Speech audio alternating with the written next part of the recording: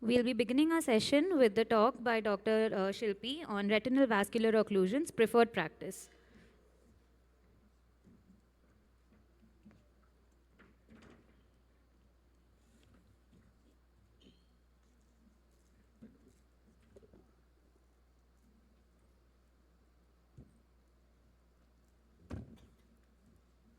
So good afternoon, everyone. So I will be speaking on retinal vein occlusions, current preferred practice.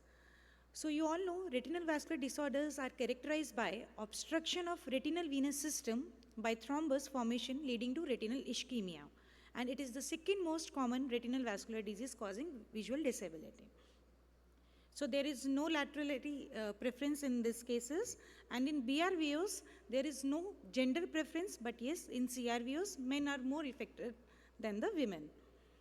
So coming to the classification, central retinal vein occlusion is the occlusion of the main retinal vein posterior to lamina cribrosa of optic nerve.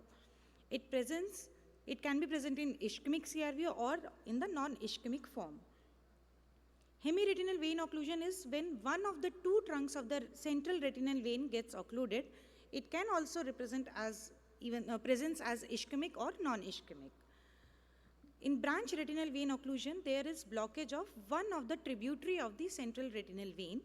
It is called major BRVO when the first order vessel at the disc or away from the disc is involved, while when the macular branch is involved, it is called macular BRVO. These are the various systemic risk factors including hypertension, dyslipidemia, diabetes mellitus, atherosclerotic vascular diseases. Smoking is one of the important factors. Few drugs and other associated thrombophilic disorders like antiphospholipid syndrome, hyperhomocystinemia. Coming to the pathophysiology, with the hardening of the artery due to hypertension or the atherosclerotic changes, this central retinal artery, it gets expanded and it compresses the central retinal vein. So the virtuous stride which we always have heard, there is loss of vessel wall integrity and which causes the altered blood flow and it causes the hypercoagulable state. So it causes the blood clot in the retinal vein which causes impaired blood flow leading to increase in the intraluminal pressure, and it causes break in the blood retinal barrier which causes accumulation of the fluid, decreased capillary perfusion and retinal hypoxia which releases VEGF and the inflammatory mediators, if not tackled, then causes angiogenesis and neovascularization. So in non-ischemic CRVO, usually the patients are asymptomatic and it is an incidental finding on examination that you get. There are findings of non-ischemic CRVO. Patients become symptomatic only if there is development of macular edema, or sometimes they present with the vague symptoms of blurring of vision or amyloidosis fugax. Non-ischemic CRVO has a very good prognosis, and usually if more than 50% of patients gain visual acuity more than 20/40. In ischemic CRVO, that is in the acute stage, you will get cotton wool spots, dilated tortuous retinal vein, retinal hemorrhages, hard exudates, and sometimes you also get optic disc edema with cystoid macular edema. So this is the table which differentiates how to differentiate between the two components. That is, in ischemic CRVO, visual acuity is usually markedly depressed. You get RAPD in ischemic CRVO. Visual field defects are commonly seen in cases of ischemic CRVO. FFA, yes, you will get the non-perfusion areas of more than 10 disc diopters. If you go for the ERG, there is reduced B waves and reduced B by A ratio.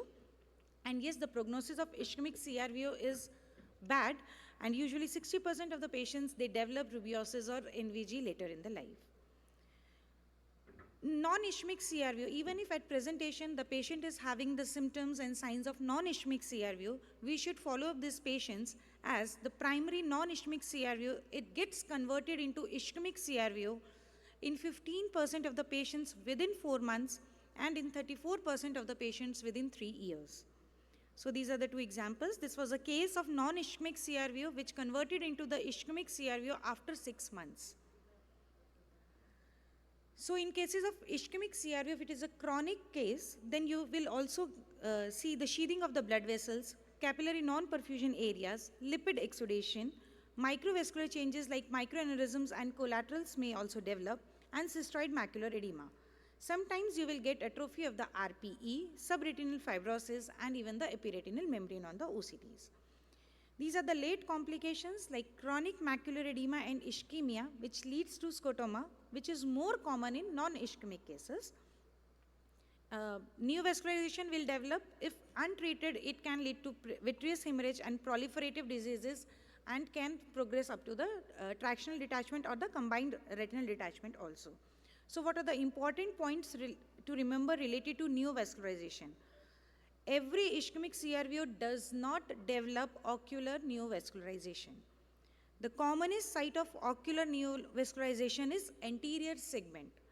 The greatest risk of developing anterior segment NV is during the first 7 months, after which the risk falls drastically.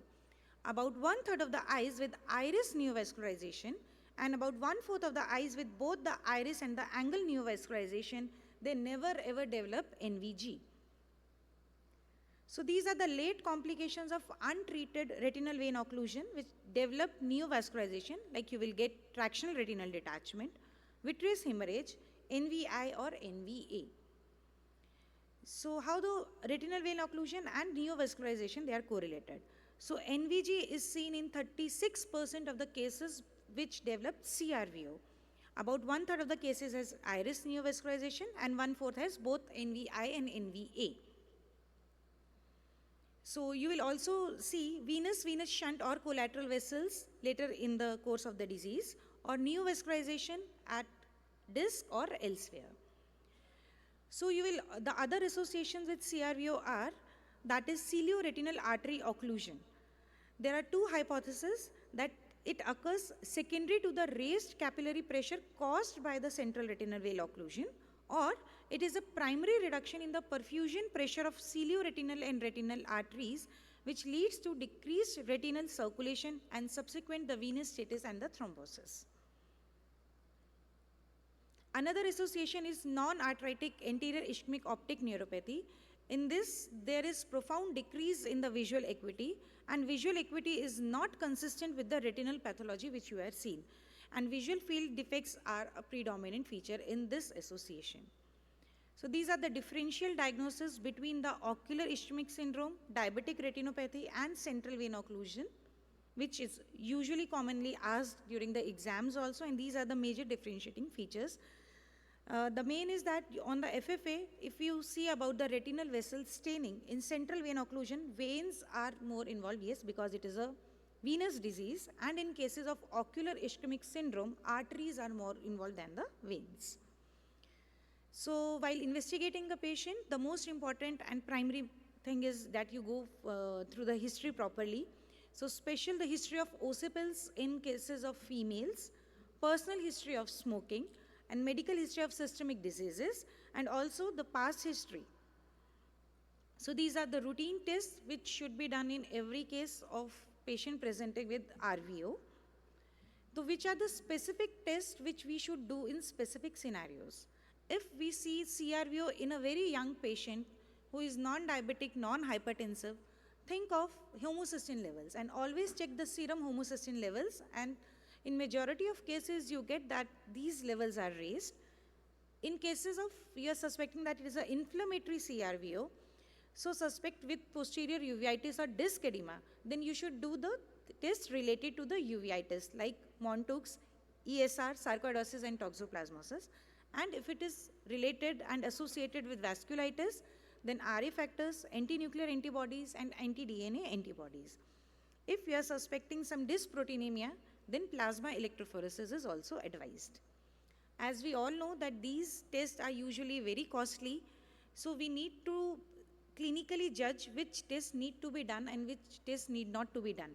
So if there is arterial component predominance, then the factor V laden prothrombin C and S deficiency, they have not much role. So you should always check for the homocysteine levels and the antiphospholipid antibody syndrome. We also get CRVO with white-centered hemorrhages. These are commonly seen in clotting disorders, bleeding disorders, or in cases of anemias or blood dyscrasias. So this is a very crowded slide. So if we see that, yes, there is virtuous triad, there is increased viscosity, endothelial injury and stasis because of the systemic factors which leads to venous thrombosis and which causes macular edema, neovascularization and the other complications associated with the retinal vein occlusions. Now coming to the ocular investigations, visual acuity is first and the foremost, so it also depends upon the extent of the macular involvement. IOP measurement is equally important, and equally important is gonioscopy. Even if there is no neovascularization at the angle, gonioscopy should be repeated every month for first 6 months as it can develop later. Fundus examination should be done after dilating the fundus, and it should be with IO. So dilatation and tortuosity of the affected venous segment, what is the site of the occlusion, and also what are the types of the hemorrhages you are seeing. OCT is done to quantify the severity of macular edema and to monitor the response. OCTA, that is non-invasive capillary dropout areas to be seen in this, and what about we can also look at the FAZ in the patients. FFA is an invasive modality which is usually not done on the first visit of the patient. It is only done if we are suspecting retinal ischemia which is not correlating, if there are signs of vascular congestion in both the superficial and the deep capillary network. Also, if you are suspecting neovessels, and it is usually done after 8 to 10 weeks if patient is not responding. Now coming to the management, so these are the management modalities like medical treatment, lasers, steroids, anti-VEGF and surgical treatment. Medical treatment is treatment of the systemic diseases. So always take care of the systemic factors before treating the patient ophthalmically. So now coming to the lasers, in ischemic CRVO, if you get that the choroidal non-perfusion areas, capillary non-perfusion areas is more than 10 or disc diopters, then only the lasers are indicated. In cases of BRVO, if the CNP areas are more than 5 disc diopters, then only the lasers are indicated. If neovascularization develops, then you need to do the lasers. In some cases where you suspect that patient may not be on the regular follow-up, or there are more chances of developing severe ischemia, then we can also plan for prophylactic PRP in such cases. So these are the 2 studies which were done on the lasers. So they said that if the patients were subjected to grid laser in cases of BRVO, the visual acuity gain was seen. And in cases of CRVO, it does not support a recommendation of the macular grid laser. So steroids, these are the second line option after anti-VEGF therapy. Indications is macular edema. So there are 2 options, that is triamcinolone and dexamethasone implant. The most common side effect is the cataract formation and the ocular hypertension. So these are the various studies which were done. Few were done that whether the intravitreal triamcinolone versus the grid laser, and it is seen that there is no difference in the visual acuity outcomes. In cases of the CRVO, when it was compared with the observation, then it was found to be superior. And in cases of the Geneva study, when it was compared for both the BRVO and the CRVO, so DEX implants can improve the speed of visual improvement. Coming to anti-VEGFs, so the advantages is that there is significant reduction in macular edema, improved visual acuity, and decreased neovascular complications, and there are no complications related, the complications are not seen which are related with the steroid implants, that is cataract formation and IOP rise. So at present, there are only 3 options of anti-VEGFs, the FDA approved, that is 2 are FDA approved, that is ranibizumab and aflibercept. And bevacizumab, we all know it is an off-label drug which is widely administered. So these are the various studies related to bevacizumab which has shown that the letter gain is equivalent if the studies are done with the ranibizumab. This is the Berwald study. While few other studies have shown that it is not very much inferior to the ranibizumab group which is compared. Now look, when we look at the studies related to the ranibizumab in RVO, So Cruise study, Bravo study, all these studies have shown the improvement in the BCVA and reduction in the central retinal thickness at 6 months. Ranibizumab was also compared with lasers. So this study showed that BCVA improvement by ranibizumab was better than when it was combined with the laser. And also in the brighter study, it was shown that long-term efficacy and good safety profile was seen with the PRN dosing, and there was no need of any additional lasers. Whether anti-VEGFs can be used in macular ischemia, ranibizumab was studied for that. And this was the study, that the brighter and the crystal study, which concluded that flexible administration of ranibizumab is an effective therapy for both the conditions, regardless of the baseline ischemic status. When we compared the ranibizumab with the dexamethasone implant, yes, we all know that anti-VEGFs are not, they don't have the side effects of which are related to the steroid implants. So the visual acuity gain was found to be superior, and there were less incidences of intraocular pressure rise or AEs related to the ranibizumab. And the Comrade study, which was the extension, they had said that the difference was more seen initially, and after the 6 months, there was no difference when even compared in the BRVO cases or the CRVO cases. So now coming to the aflibercept. So these are the various studies which also showed that aflibercept is non-inferior to ranibizumab, and it achieved the equivalent visual gain with lesser dosing in cases of RVOs. So these studies directly head-on compared the aflibercept, bevacizumab, and ranibizumab, and they clearly showed that aflibercept had similar efficacy and safety profile, but with fewer injections than ranibizumab in cases of CRVOs, while in cases of the RVOs, that is BRVO, they have similar efficacy, safety, and injection numbers for both the groups. Now, how the retinal vein occlusion is related to glaucoma? There is a strong association between pre-existing glaucoma and the occurrence of the RVO. We have seen that there is association with primary open-angle glaucoma and RVO, and also that RVO increases the risk of primary open-angle glaucoma and vice versa. So if a patient develops neovascular glaucoma, what to do? We need to, even if there is no potential of IOP, there is no vision potential, the IOP need to be controlled for the patient comfort, and also we should always treat the patient extensively by the anti-glaucoma drugs topically, systemically, and if needed, then surgical intervention is also needed. Surgical management is usually not needed in cases of RVOs, so that's why this tagline, when to operate on RVO and when to mostly not. So these are the indications when it is indicated that vitrectomy is needed in cases of RVOs: if there is a non-clearing or recurrent vitreous hemorrhage, tractional retinal detachment, epiretinal membrane formation, vitreomacular traction, recalcitrant macular edema, or neovascular glaucoma.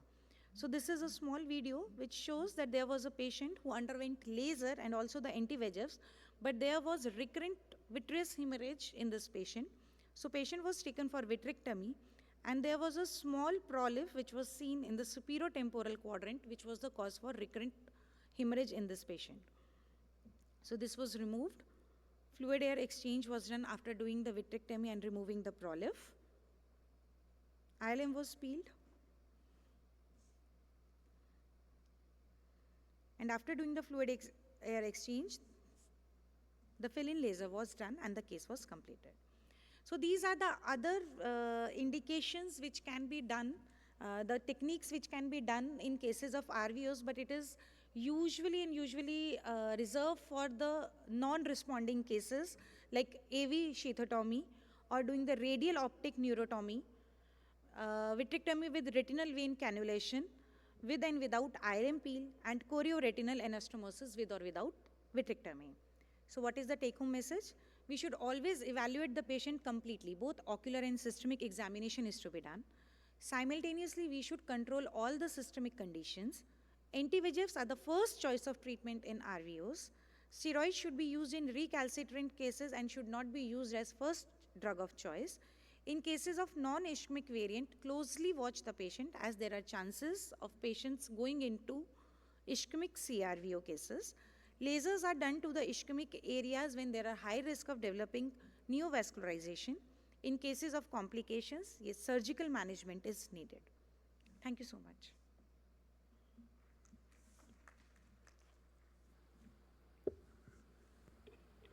Any questions you have? I remember a long time ago, we used to read that following the central retinal vein occlusion in one eye, if the intraocular pressure in that eye is low, the chances are that it will develop glaucoma. Immediately following the CRVO, if the intraocular pressure is lower than the normal eye, which has no vein occlusion, the chances are that this eye will develop neovascular glaucoma. How true is that statement? Also at that time when there is vein occlusion, which reduces the ciliary secretion and therefore reduces the pressure, the associated arterial occlusion in turn causes ischemic changes. Was my explanation. Is that still true or it's not true? Sir, we haven't observed It has not that, been but observed. yes, Okay. if there is a combination of the vascular and the arterial occlusion, the prognosis is real bad.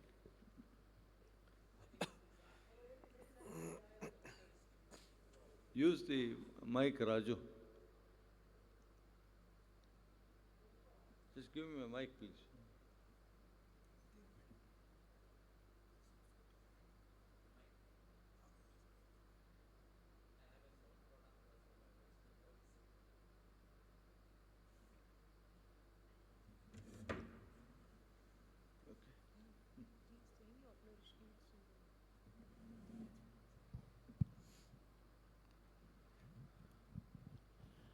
In most of the cases of ocular ischemic syndrome, because of the involvement of the artery, there is a decreased, as our chairman has pointed out, there is a decreased secretory occurring from the ciliary body. So it doesn't cause the secondary glaucoma. That is one reason.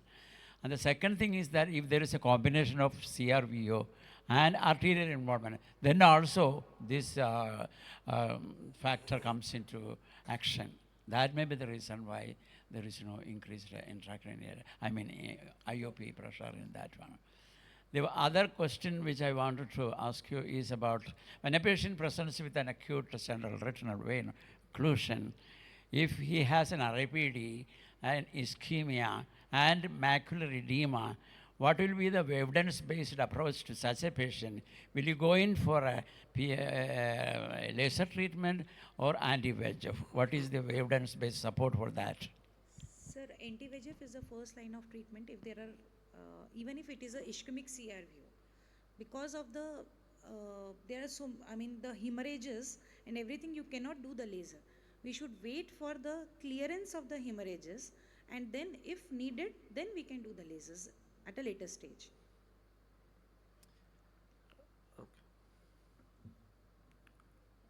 Okay. Thank you very much. That was nice presentation. Srinivas. Thank you very much, ma'am, for extensively covering vascular diseases. We now request Dr. Srinivas Joshi to give his talk on vitreoretinal intersurface disorders. Yeah. Yeah, a warm welcome. Good afternoon, everyone. Thank you, AIOS and Dr. Santosh Honavar, Dr. Namrata Madam for giving this opportunity. So I'll be covering about the vitreoretinal interface disorders. Just to touch base upon for our dear postgraduates, you know that 80% of the eye volume, it's approximately around 4 ml, composed mainly of 98% of water and 2% of proteins. That is type 2 collagen and type 9 collagen. These are the important things you need to remember. So what's the vitreoretinal interface? It's basically a complex anatomical structure that is formed by the union between the retina and the vitreous, and the posterior vitreous cortex densely packed by the collagen type 2 and firmly attached to the ILM, that is type 4. that is the laminin, fibronectin, and the proteoglycans. Now, when we say aging of the vitreous, what do we call it as? Synchisis is nothing but liquefaction of the vitreous, and syneresis is contraction and the collapse of the vitreous body. So look at these figures, that is the synchisis is the liquefaction and the syneresis is the contraction and the collapse of the vitreous body. Now coming to the normal PVD versus the abnormal PVD, first coming to the normal PVD, there are 4 stages. That is stage 1, you can see here. It's a perifoveal vitreous detachment. Stage 2 is, can we have the laser? No, I'll use it here. Stage 2 is the vitreofoveal suppression with a macular PVD. Stage 3, what you can see here is the vitreous detachment from the macula and the mid-peripheral retina with a residual vitreopapillary attachment, and stage 4 is the complete PVD. So when do we call it as anomalous PVD? When there is a persistent attachment of the vitreous at the macula and the rest of the vitreous has detached, featuring an anomalous strength of adhesion to one or more structures in the posterior pole. So anomalous PVD, what all it can cause? It can cause vitreomacular traction, epiretinal membrane, partial thickness macular hole, or the full thickness macular hole. When we call as VR interface, what all we need to cover? Important things you need to mention in your exams is the anomalous PVD, vitreomacular adhesion bar traction, that is VMA and VMT, epiretinal membrane, full thickness macular hole, macular pseudo hole, and macular edema with the TPH. Now, of all the classification, which is the more practical and important classification which we need to know is the International Vitreomacular Traction Study, that is IVTS, classification system for VMA, traction, and macular hole. So when do we call it as VMA? When there is elevation of the cortical vitreous above the retinal surface in the prefoveal area, but the persistent vitreous attachment to the macula, which is more than 3 mm radius from the center of the fovea. So this is the VMA, vitreomacular adhesion, because there is no traction yet. And how do we classify vitreomacular adhesion? According to IVTS study, again it is, if the focal, if it is less than 1500 micron, and broad if it is more than 1500 micron. So in these cases, usually no intervention is required. So when do we call it as vitreomacular traction? When the elevation of the cortical vitreous above the retinal, that is persistent vitreous attachment within 3 millimeters from the center of the fovea, and there is presence of foveal changes in the foveal contour. Whereas in vitreomacular adhesion, there is no changes in the foveal contour. So this is how you see a vitreomacular traction. So what are the symptoms? Sometimes the patient might be asymptomatic, sometimes he might have decreased vision, micropsia, or metamorphopsia. So what the clinical features usually described by the patients are distortion. What we see on the fundus examination is the distortion of the fovea, blunted foveal reflex, cystic changes, and in very severe cases we might even see subretinal fluid. So again, VMT is again classified in the similar way as VMA. Is focal if less than 1500, broad if it is more than 1500. Now what are the different types of tractions or profile in VMT? They have described as V-shaped and J-shaped. So grades of VMT based on the OCT, grade 1 is basically foveal distortion, grade 2 is intraretinal cysts or cleft, grade 3 is the elevation of the foveal floor, which might or might not have a subretinal fluid. Now if you see the D here, the white arrow marks the site of the vitreous attachment. The area of attachment is around 1500 or less than that. In focal VMT, you can see here the focal is with the intrafoveal pseudocyst-like appearance here, and in the F we can see the area of attachment is more than 1500 micron and is associated with distortion of the foveal surface and elevation of the foveal floor. Now what is the course, natural course? Most of the times they say that from 3% to 53% VMT might have a natural course, that is spontaneous and complete resolution, suppression, resolution of signs and symptoms, or the patient might have progressively increasing symptoms with increasing CME on lamellar or the full thickness macular hole. Now this is our own case where you can see here there was a VMT, and when observed you can see there is a vitreous detachment happening and the foveal contour is restored back. Not all OCT diagnosed VMT require intervention. That is a very important statement here, because many of the VMT maintain good visual acuity and mild tolerable metamorphopsia and might not require treatment. Observation, pharmacological vitreolysis has been tried, pneumatic vitreolysis has been tried, and in cases where it increases and the patient vision decreases, that is when the PPV comes into the picture to eliminate the anterior-posterior and the tangential traction, thereby relieving the attachment to of the vitreous to the fovea. So what was the pharmacological vitriolysis? Ochriplasmin was very much approved. It's a recombinant truncated form of human plasmin. Unfortunately, it's not continued anymore because of the severe retinal toxicity. I had injected in 2 patients in Toronto during my fellowship. It's around 12 years back. Only the stage 1 or 2 did have a good improvement, but otherwise it did not.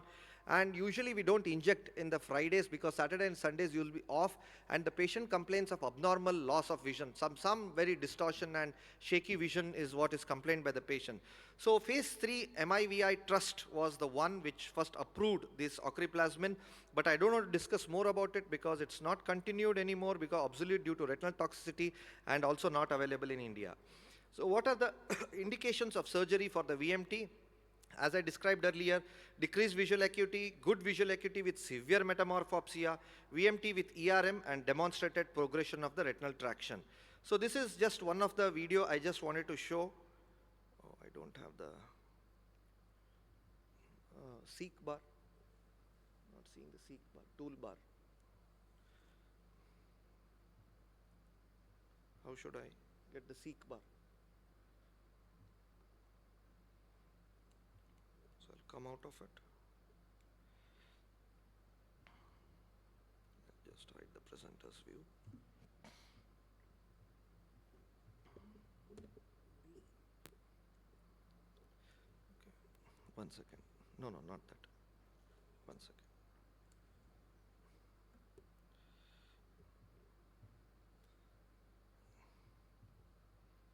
Okay. I hope it is seen. No, there it is not seen.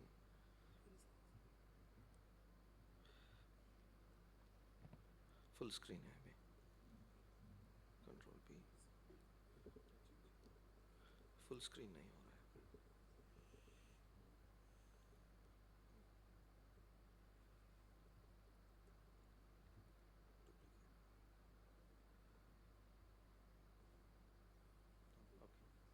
Okay, so now you can see here. So I am trying to peel the ILM over the fovea. See here, so nicely you can see the ILM getting peeled over this foveal reflex. I'll just see, bar chala gaya fir se. Okay. Anyway, so this was the case, and then now you can see the post-operatively the patient did very good. And so intraopacity, how does it help in these cases? It can prevent you from going for iatrogenic deroofing that might cause a macular hole. So pars plana vitrectomy for vitromacular traction. Yeah, arrow nahi aa raha hai. 1 second. Abhi aaya. No, I want arrow. Yeah. Okay. So pars plana vitrectomy for vitromacular traction syndrome, a systematic review and meta-analysis of the safety and efficacy showed that ILM helps in complete release of traction and ensures complete removal of ERM. So what are the poor prognostic factors for the surgery for VMT? Could be macular schisis, prominent CME, chronic retinal detachment, premacular fibrosis of duration of more than 6 months. So coming to the next one is the epiretinal membrane. You all know it's the pathologic fibrocellular tissue caused by proliferation of myofibroblastic cells at the vitreoretinal interface. It's a semi-translucent and proliferates on the surface of the internal limiting membrane. So 95% of the ERM are usually idiopathic, that is vitreoretinal traction causing anomalous PVD, or it could be a secondary ERM because of causing the retinal break, or because of the retinal detachment, or uveitis, or trauma, or diabetes mellitus, or many other factors. So this is how you can see here there is a contractile ERM which is trying, and the retinal traction force is almost similar to the retinal fold of depth. So these are the various etiology of the secondary ERM. It's already mentioned in textbook, I'll not go into the details of it. So clinical diagnosis, we can see the blunting of the foveal contour or wrinkling on the retinal surface, and macular edema or the pseudohole can be seen in association with the epiretinal membrane. So this was the case of epiretinal membrane. Here you can see the traction. This is a stage 4 ERM, and a post-surgery you can see there is almost restoration, not very, but there is a near normal restoration. So what are the two forces which comes in act here? You can see here this is the centripetal force where the forces come together, where the edges of the hole come together, and it might look like a pseudo hole where there is a deepening or the straightening of these the foveal edges. or else it could be a centrifugal force where it is pulled apart. Apart from this, you can see a homogeneous kind of material which is called as the epiretinal proliferation. And this is something like a lamellar hole where you can see there is a tissue loss kind of thing. So these are the two forces which we need to remember, is the centripetal and the centrifugal forces which the ERMs can behave sometimes. But in this, you have an external epiretinal proliferation at the edges you can see here. So what are the OCT classifications of epiretinal membrane? Stage 1, you can see there is a normal foveal preservation. Stage 2 is the ERM and the thickening of the ONL, and there is loss of foveal depression here. Stage 3 is you can see the appearance of the ectopic foveal inner layer, and the stage 4 is complete distortion, loss of foveal depression, and the EIFL with anatomy and identification is completely lost. So what are the indications for the surgery? Vision of 6/18 or worse, symptomatic with metamorphopsia, anisoconia, or sometimes based on the OCT also, like higher baseline CMT, presence of ELM disruption and EZ disruption at the baseline. That is when we have to intervene. Otherwise, if we wait more, it can cause more loss of foveal contour, and presence of EIFL, that is ectopic inner foveal layers. So this was the case which I am just showing you, the surgical demonstration of the epiretinal membrane. It's a very simple surgery. After doing a vitrectomy, a PVD induction is done. This was the case secondary to the PDR. And you can, of course, with the help of 3D visualization, you can have various color channels if you want, decrease the dye propensity. Now you can see here, I'm just trying to peel around the epiretinal membrane. You can see the negative staining of the epiretinal membrane, which I wanted to show it here. It doesn't stay much, and later on, you can use some dye to really stain the ILM. So sometimes, most of the times, these ILM comes off with the ERM, but in cases where it doesn't come, then you have to always check by doing a restain, because always removing an ILM might decrease the recurrence of the epiretinal membrane. Here, just I'm showing it in a monochrome mode of the Ingenuity filter so that you can appreciate it a little more. You can see the stained ILM is appreciated much better, and then you try to get rid of this as much as possible so that you want to have a least recurrence. So this is the post-op of that picture where you see a near normal contour. Now coming to the lamellar macular hole, there is, as I said, there is a defect in the inner foveal or irregular contour. However, with the intact photoreceptor layer, this is very, very important. So for the sake of postgraduates, you can describe it as a degenerative macular hole, lamellar hole, where there is ellipsoid zone defects, round-edged cavitation is seen. Sometimes you can see these small foveal bumps, and of course you can see the epiretinal proliferation which I described earlier. It's a medium homogeneous structure which is seen here in between the two hyperreflective layers. Whereas it is called as the tractional, it is also called as the moustache pattern, for you to remember it. In this you have an intact ellipsoid zone here. The sharp edge of the splits you can see here, intraretinal cystoid spaces, and above that you can see the epiretinal membrane here. So please remember, it could be either degenerative or the tractional. Most of the times we observe it, but surgery is required if the patient has significant metamorphopsia, documented decline in vision over time, and associated with VMT bar epiretinal membrane. So sometimes, as described most of the time, the LMH, some authors have described associated with epiretinal proliferation. So how does it differ? These are the things which have poor prognostic factors, and while peeling also, this you can see a yellowish kind of membrane while peeling from the fovea. All care has to be taken because any little inadvertent pull of this epiretinal proliferation can cause a macular hole. So it's always advised to just leave it in between. It is also called as the embedded technique, and just try to leave it in between, and you can just cut it off or better leave it. So lamellar holes with LHEP are more likely to have larger tissue defect, disruption of the EZ if left for a long time, and poorer mean visual acuity. So this is what I was mentioning, is the embedded technique improved the visual acuity significantly outcomes than those with PPV using conventional ILM peeling. So coming to the last topic is the macular hole is a complete break in the retinal tissue.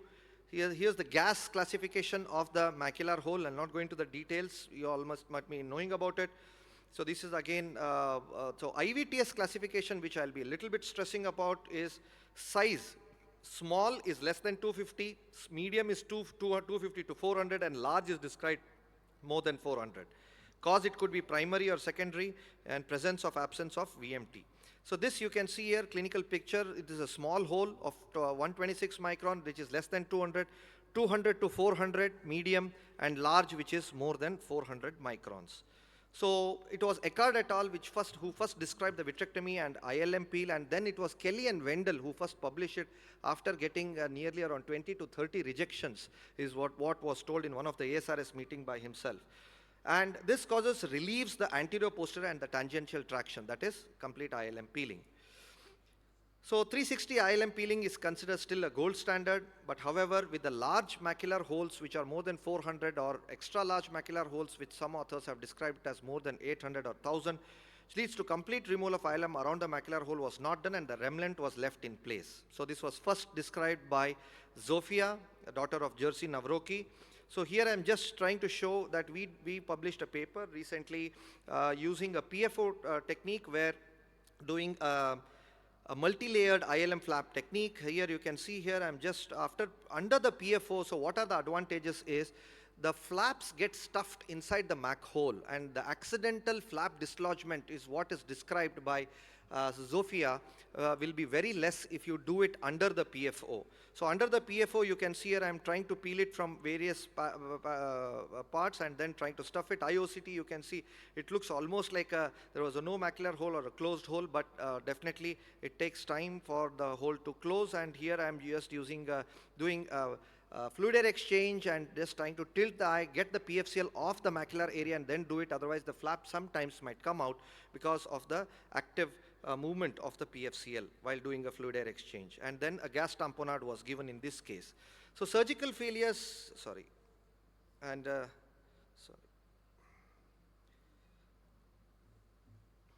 surgical failures are caused by retroversion of the ILM flaps to its original position.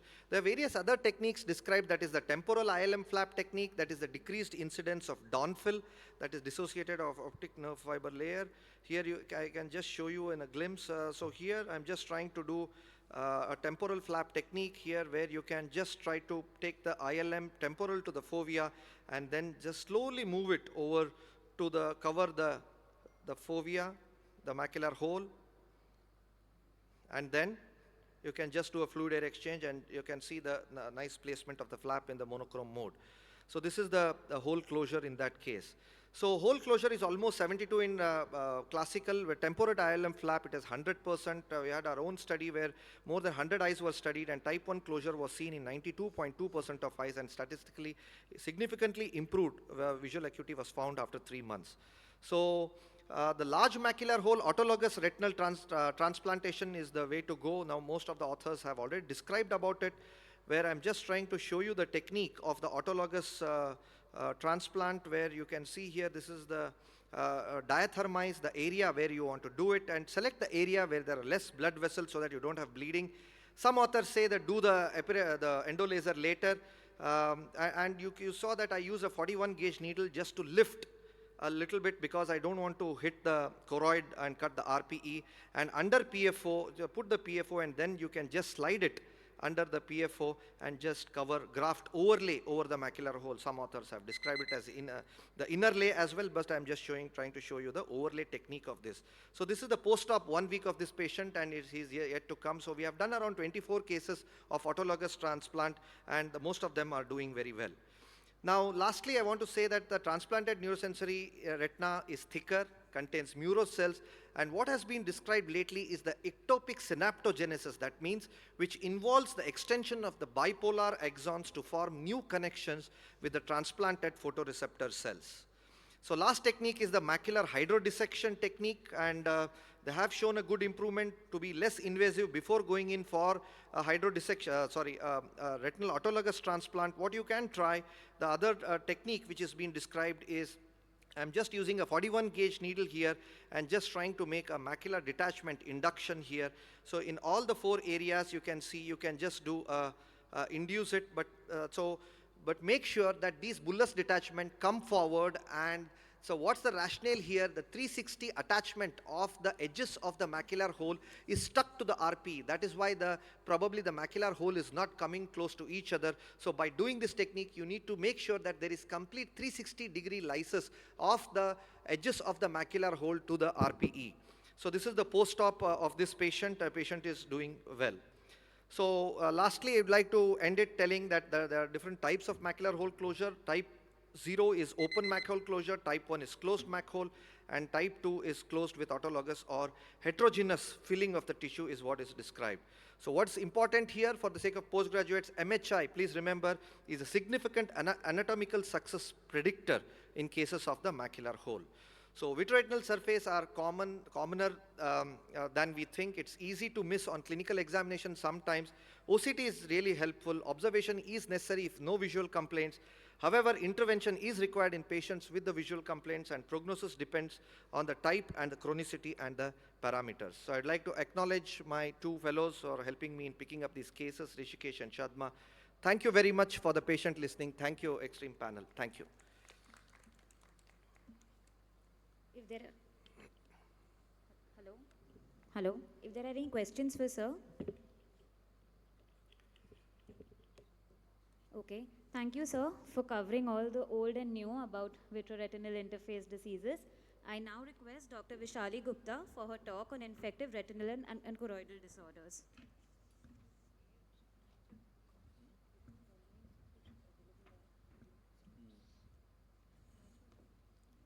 Thank you very much, AIOS, for the kind invite. Over the next few minutes, I'll be talking about a simplified approach to posterior uveitis. So whenever we see posterior uveitis, essentially what you see is some kind of yellow lesion out there in the fundus. And there are two very important steps which you need to know. The first is, what is the location of that lesion? Is it involving the retina or the choroid? And primarily in real life, we do not have pure retinitis or pure choroiditis. It can be either retinochoroiditis, which means retina is the primary site, or it could be chorioretinitis. And lastly, you could have the inflammation of retinal vessels called vasculitis.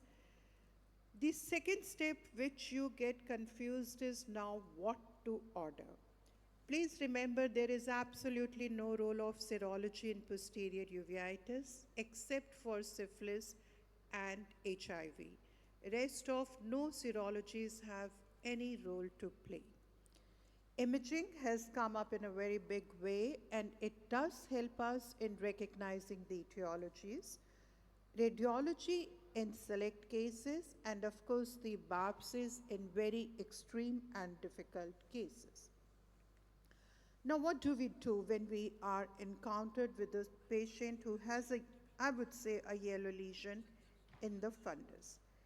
As I mentioned, first look at the lesion clinically and try to determine, is it choroiditis or retinitis? How? I'm going to show you over a couple of slides. If it is retinitis or choroiditis, is it just a focal lesion or is it diffuse? Then you come back and see, is there any associated inflammation in the vitreous anterior segment? Look at the patient as a whole. Is the disease confined only to the eye, or are there any systemic diseases? And then you order the imaging. Don't believe in that multimodal imaging simply because you hear it in the meetings. It has, it's fancy, but you should be mature enough to do customized imaging, what your patient needs and what information you want. And if the patient has a disease which is healing in the opposite eye, pay attention, because the healing pattern itself might give you a lot of clues. Investigations, I already said, serology no role, imaging customized. Radiology, if we are looking at some systemic focus, and biopsy in extreme cases. Now let's come to the actual clinic. So this is the stepwise approach, what it is. Now you look at the yellow lesion, which is fluffy, which has the borders that are not discrete. You can't see retinal vessels on top of it, that's retinitis. And these days we have OCT, which very beautifully shows that it is the involvement of the retina or the choroid. Now let's look at this lesion here, which is a very typically how a retinitis lesion would look. When you look at retinitis, to me, there are only two differentials, toxo or Behçet's. I won't even go into neuroretinitis or lymphoma because that's not very common. So is it toxo or is it Behçet's? Look at the overall fundus. Are there multiple small patches of retinitis? That's more like Behçet's with capillary involvement and of course the fluorescein. But toxo is classically what you show. The textbook will tell you that it is next to a scar, a congenital scar, which is not the real world. Those are the old textbooks. The real world is it can be acquired, and you could just see one patch of retinitis, headlight in the fog if you see, very good. But even if you don't see, it's not that it's not toxo. So single patch of focal retinitis, toxo will be highest, followed by Behçet's. On this side is the diffuse retinitis. You can see it's retinitis, it's yellow, it's diffuse, it's in the periphery and it is diffuse. Now this is something which you cannot afford to miss because this is very classically viral. You do not need any investigations to diagnose acute retinal necrosis, progressive outer CMV. These are very classical book pictures. Please start the treatment. Even if you are in doubt, do not wait for your Monteus and God knows what all reports to come back before giving antiviral. Just start it. Believe in yourself. And then rarely we do have infections like syphilis, toxo, which could mimic, but I will not go there. Now you have seen the patient clinically.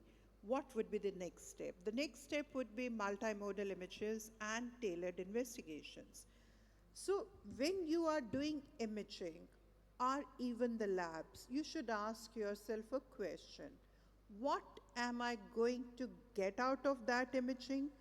And when the result comes, either it is a lab or it is an image, how it is going to influence my decision. Just don't do things because you heard XYZ showing beautiful images from a latest camera. That doesn't work that ways.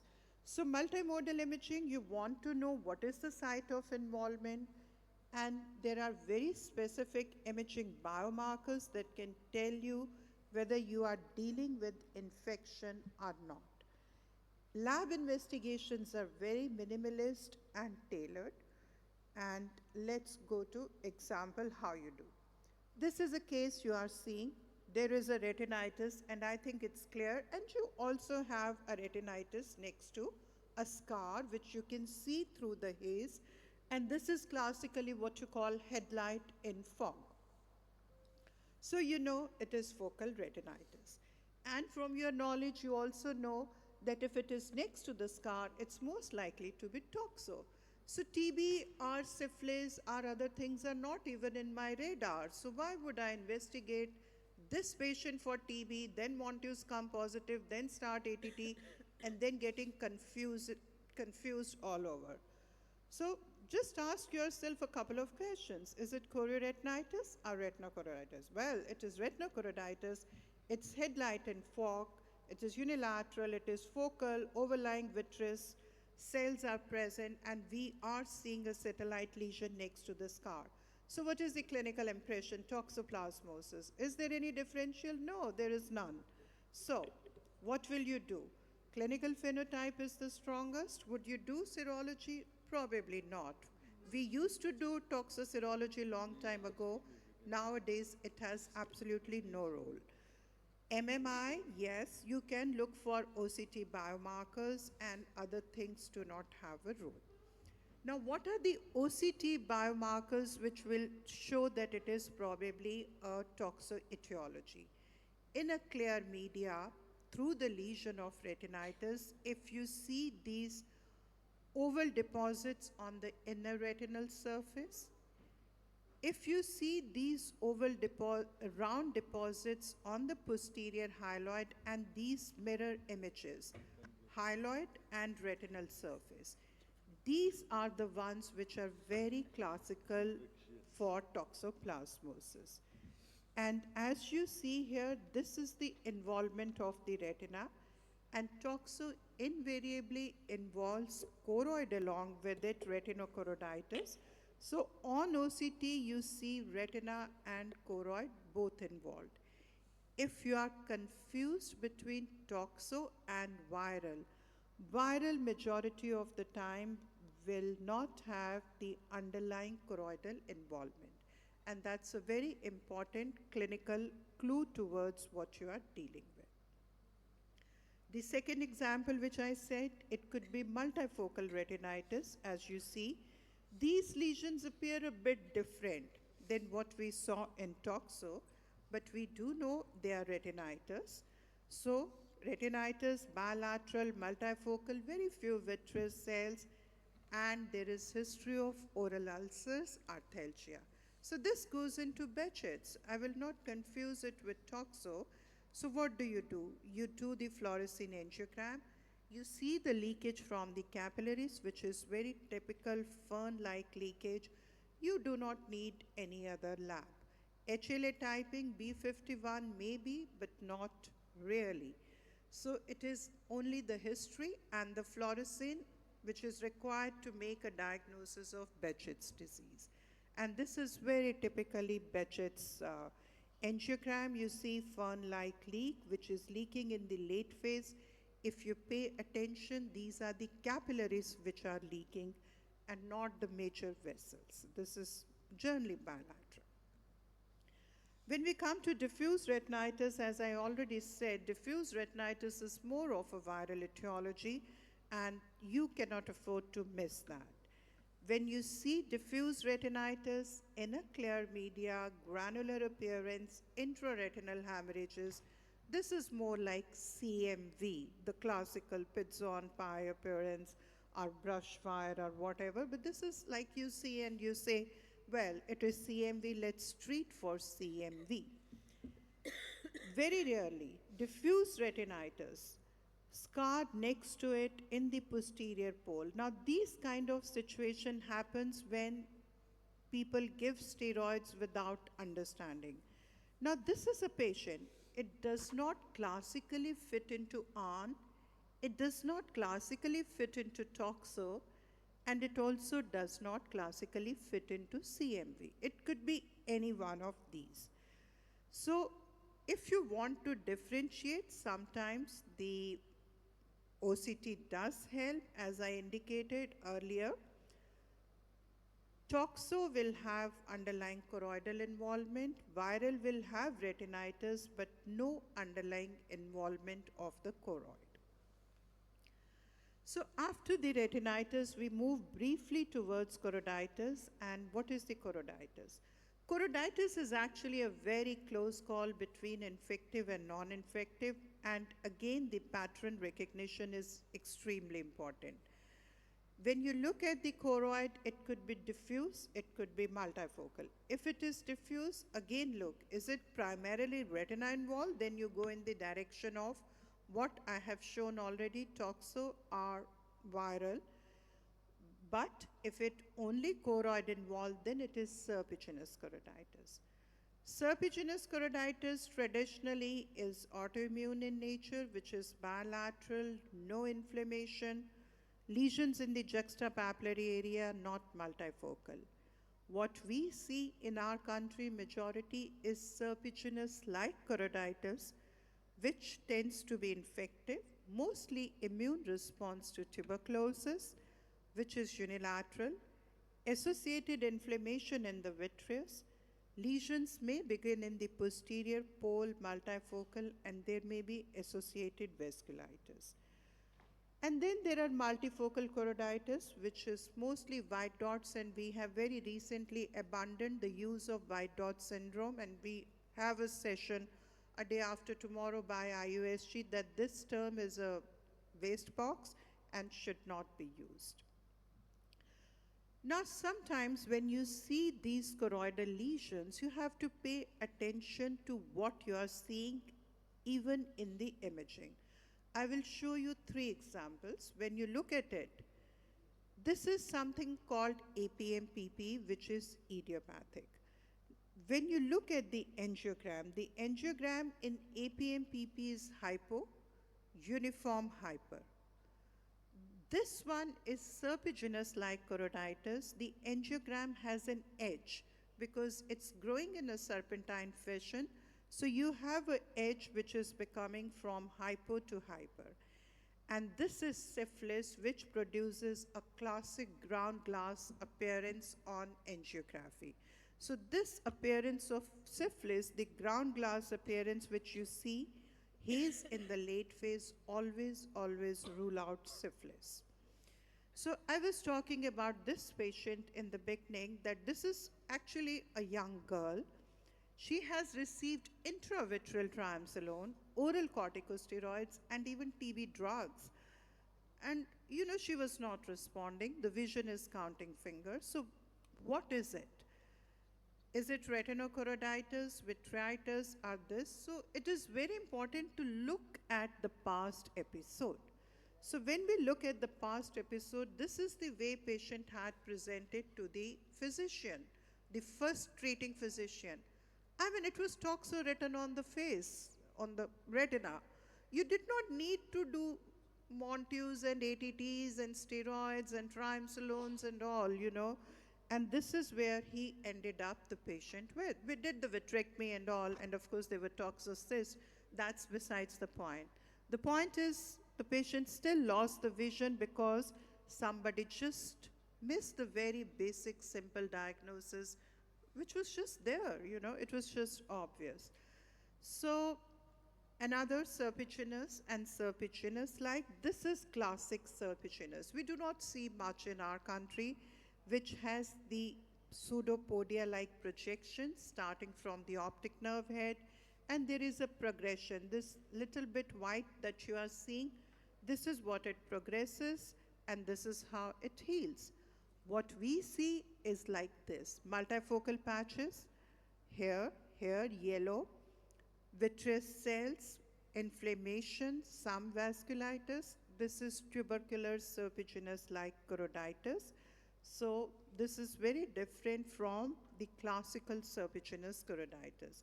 And you need to be able to differentiate the two. I already told the differences, but we've published them very well. Nutshell, if you see multifocality as well as the vitreous cells, it's more likely to be TB, so don't push too much immunosuppression.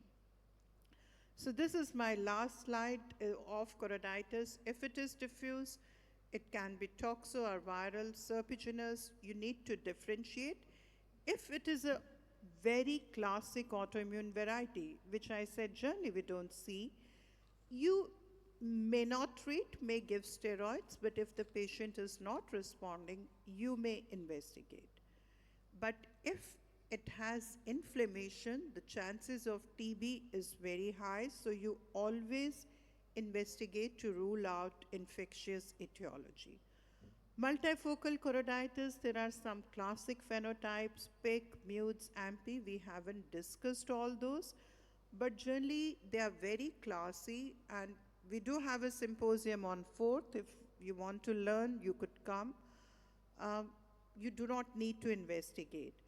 However, anytime either the patient is not responding to the therapy the way you wanted the patient to be, or the presentation is atypical, always investigate to rule out whatever you think are the possible etiologies. But please do not investigate every patient for everything. Thank you very much once again. Are there any questions for ma'am? Thank you, ma'am, for the wonderful talk. So we move on to the next talk. I invite Dr. Fairuz PM to deliver her talk on congenital ptosis, evaluation and management.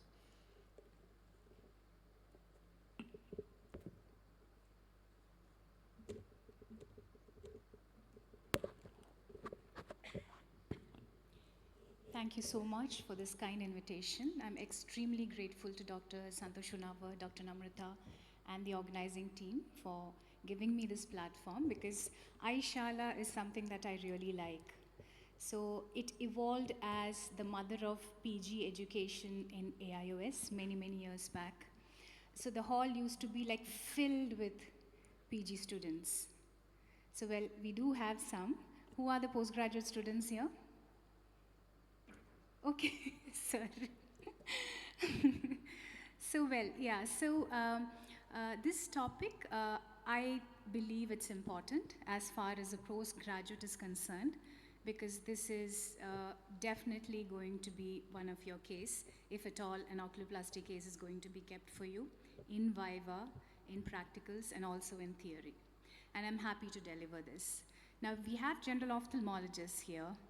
It's again a very important topic because you need to know when to refer and how to deal with it. And as a specialist oculoplastic surgeon, there are many gray areas, when to refer, when to do the surgery, and what are the indications of surgery. And the topic given to me is very specific because ptosis is a vast topic. It's congenital ptosis, evaluation and management. But I'm going to touch upon a few basic things because we have so many postgraduate students here. Well, I'm Fairouz, I'm from Bangalore. These are my previous affiliations and my current affiliation and financial disclosure. Before we go on to the topic as such, well, knowing the eyelid anatomy is very important. Your eyelid anatomy is your essay for your postgraduates. Now, why is it important? Because there are few muscles, there are 3 muscles which is involved in the lifting of the eyelid. Most importantly, it is the levator palpebrae superioris, which accounts to 15 millimeters of eyelid lift. Then you have the Muller's muscle, which lifts around 2 millimeters, all right? And then, of course, frontalis muscle is also involved in the lifting of the eyelid, which, at various points helps in your diagnosis and helps in your management. Eyelid embryology, of course, very important. So, anyone, eyelid embryology, how is it important in ptosis? Well, it's a huge hall. I thought of keeping it interactive. I think it's going to be difficult. So eyelid embryology is important because it is, well, eyelid embryologically arises from the neural crest infiltrated mesenchyme and surface ectoderm. So the lacrimal system is also from the surface ectoderm, and we have the puncta, canaliculi, everything arising from the same. And well, we have the extraocular muscle, and then we have the levator palpebrae superioris, which actually, weakness of which leads to ptosis. So there can be a relation between the superior rectus and the levator palpebrae superioris, where it has a very common embryological origin. We'll come to that in the clinical aspect of it. Now, when we talk about specifically about congenital blepharoptosis, first is the classification. It's classified as simple, just a ptosis, and then you have a complex blepharoptosis, which could be associated with double elevator palsy or a monocular elevation deficit, Marcus-Gunn-jaw winking phenomenon, Horner's syndrome, or aberrant third nerve. Now, what you see here is a very cute chubby baby with a unilateral simple ptosis. Here you have a bilateral simple ptosis. Now, what is very classical in a ptosis is when the child has down gaze, there is an increase in the palpebral fissure. In fact, the eyelid is much more wider. And why is it that? Because a congenitally abnormal levator palpebrae superioris neither contracts nor relaxes. So it's like fibrotic. So you have a ptosis which is not moving, it's not flexible, and then we are going down, it's again not flexible, which is holding the eyelid up, and this is very classical, okay, in order to differentiate it from an acquired ptosis, which could be an aponeurotic ptosis, all right? Now, looking at the mouth, can you diagnose a ptosis? So this is a child, well, nice, and the other one is a pursed lips, all right? So now you see here that the ptosis is variable, all right? So the left eye has a ptosis with the normal lips and the jaw muscle, but as you can see here, when the child clenches or eats or chews, well, the ptosis gets corrected, and that is a complex ptosis. So if you have a small child, feed the child something in the clinic in order to identify this, because this is a common association. If it's a bigger child, give a lollipop and ask the child to move a jaw. Now, we can have very complex blepharoptosis. So this is a very interesting case which walked into my clinic where the child had bilateral ptosis. Now on opening or the movement of the jaw, you can see there is a Marcus gun jaw winking phenomenon in the right eye, and there is actually increase of ptosis in the left eye, and there is a elevation deficit. So the superior rectus is involved. So there is a lot of aberration going on here. There is weakness of levator palpebrae superioris going on here, and the superior rectus muscle is involved. So you can have complex to very complex blepharoptosis, and the clinical evaluation is very, very important because your management definitely depends and your outcome depends on your clinical evaluation. Yet another complex blepharoptosis. So this is called the blepharophimosis syndrome. So blepharophimosis syndrome, I would have told this thousands of times in most of my ptosis presentations. This was my essay for my postgraduate exam back in 2009. I had no idea how to write an essay on blepharophimosis syndrome. I wrote the exam, then I went back to the library and I read about blepharophimosis syndrome. So there is lots to read about blepharophimosis syndrome, and make sure that, so there is yet other names. It's called the Kump-Romanowski syndrome, and it's also called the congenital tetrad syndrome. And why is it called congenital tetrad syndrome? Because there are 4 clinical features here. Of course, there is blepharophimosis. The eyelid is small. The horizontal and the vertical palpebral fissure is small. There is ptosis, epicanthus inversus, and telecanthus. Now, depending upon the hereditary, it can be hereditary. So it has an autosomal dominant pattern. Depending upon that, it can be type 1 and type 2. Female child with blepharophimosis syndrome can have an ovarian dysfunction. And depending upon the 4 clinical features, it is again categorized and classified into type 1, type 2, type 3, and type 4. I want you to go back and read about this in detail. Regarding the clinical evaluation, yes, it's a lot of things that we do, especially in congenital ptosis. Acquired aponeurotic ptosis, which is senile, is much more straightforward than congenital ptosis because it can be again associated with various syndromes. So family history is important in congenital. Here you have a mother who has a ptosis, who has undergone a surgery. You can see the scar marks, and the baby is also having a ptosis over here. The age of onset, the mode of onset, laterality, whether there is diurnal variation. Yes, you can have congenital myasthenia gravis, progression, history of trauma, forceps delivery, prior surgeries, whether anything has to be done, medications, and you have to also look for periocular and systemic symptoms in these children. Now, important and directly related to ptosis evaluation is in a child when they present with a congenital ptosis is corneal reflex. That means the visual axis, whether it's exposed or covered, the facial symmetry, head posture, eyelid crease, frontalis overaction, and ptosis measurement. So this child has a left eye where the eyelid is completely covering the visual axis, corneal reflex. So there is a high risk of amblyopia in this child. Now, ptosis measurement parameters, we have a list of it. Even at this point of time in my practice, I write 1, 2, 3, 4, 5, 6, 7. And these are the lists that I'm going to discuss here. So when you clinically examine a patient with ptosis, first you look at the palpebral fissure height. So this figure image has a ptosis in the left eye. So the palpebral fissure height is very simple. It is from the center of the upper eyelid to the center of the lower eyelid crossing the pupillary axis. Simple as that, and that is palpebral fissure height.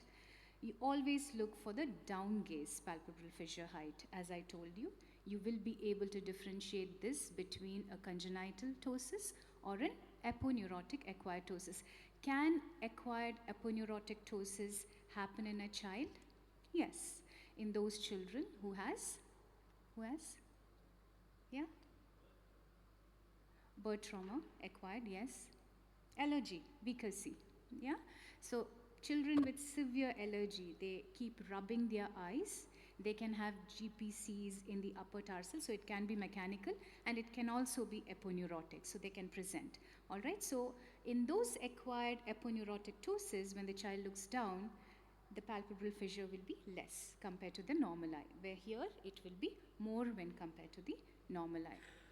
Marginal crease distance. Most importantly, we give importance to the MRD1, which is from the center of the upper eyelid to the pupillary reflex, the corneal reflex. MRD2 is also there, and that's important only when you have a inferior scleral show, to assess the outcome and explain to the patient. But basically, MRD1 is more important. Lid crease and the skin, and that is very important. So in a congenital ptosis, if the lid crease is present, it's a good news. Okay? Levator palpebrae superioris inserts to the orbicularis and then reaches the skin, and then you form a lid crease. So that indicates that there is some function to the levator palpebrae superioris. So I know, okay, even if the child is 6-month-old or 9-month-old, the child comes with a small crease, I know, oh, that's a good news. I tell the parents, don't worry, the surgery is going to be fine, it's not a severe ptosis. But the absence of lid crease indicates that it's a severe ptosis, that the levator palpebrae superioris function is going to be very, very poor. And this is important clue in a clinical evaluation, because for a small baby, it's really important to analyze the LPS action, clinically holding the frontalis, the child is not going to cooperate. Lid crease distance. So the lid crease distance will be again from the central upper eyelid to the crease, which is visible, the more prominent crease. LPS action, this is how we evaluate. We ask the patient to look down, and then we block the frontalis muscle action, and then we ask the child or the patient to look up, extreme up gaze. So the excursion of the eyelid is taken, and that's how we measure the levator palpebrae superioris action. Bell's phenomenon is important in order to decide whether, the surgery, the extent of lid height that you're going to take over, and what is the risk of corneal exposure post-surgery, and the lag off. Marcus-Gunn-jaw winking phenomenon, we have already spoken about it. Ocular motility is very, very important. In various scenarios in ptosis, as I told you, there can be deficiency of supraduction in these patients because of the superior rectus involvement, and I'll come to a few cases which is again more interesting. Frontalis action, frontalis overaction. So if it's a severe ptosis, and if I am planning for a surgery for a frontalis sling, I need a good action frontalis. If my frontalis is not good, the child is not overacting frontalis, even if I do a sling surgery, my lid is not going to be elevated up. So that's surgically very, very important for deciding, what I'm gonna do. Head and chin position. Now, pupil assessment, yes, it's important. So you see a ptosis here in the right eye, right? Is the pupil evident in the screen? Yeah? Diagnosis? Yes, Dr. Rashmin. Pupil is seen. You can see the pupil of the right and the left eye. You can give me the diagnosis here.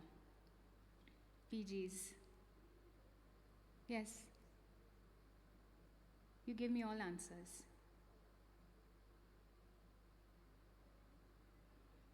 Right eye. Acquired ptosis. Okay. Mother says that she has been having this as a child. Rolika Bansal, no. You have won all the quizzes and you know it. You're done. You're no more a resident. Anyone? Okay, let me show you the pupil, okay? So this is the right eye, ptotic eye, okay? This is the left eye. Any difference? Pupil is same. Anisocoria is there. Which is small and which is big? Right eye is small and left eye is big. So, what is small pupil called as? Did you have the neuro-ophthalmology class from Dr. Rashmin already? No, that is the problem. All right. So, tell me, a small pupil is called what? Terminology.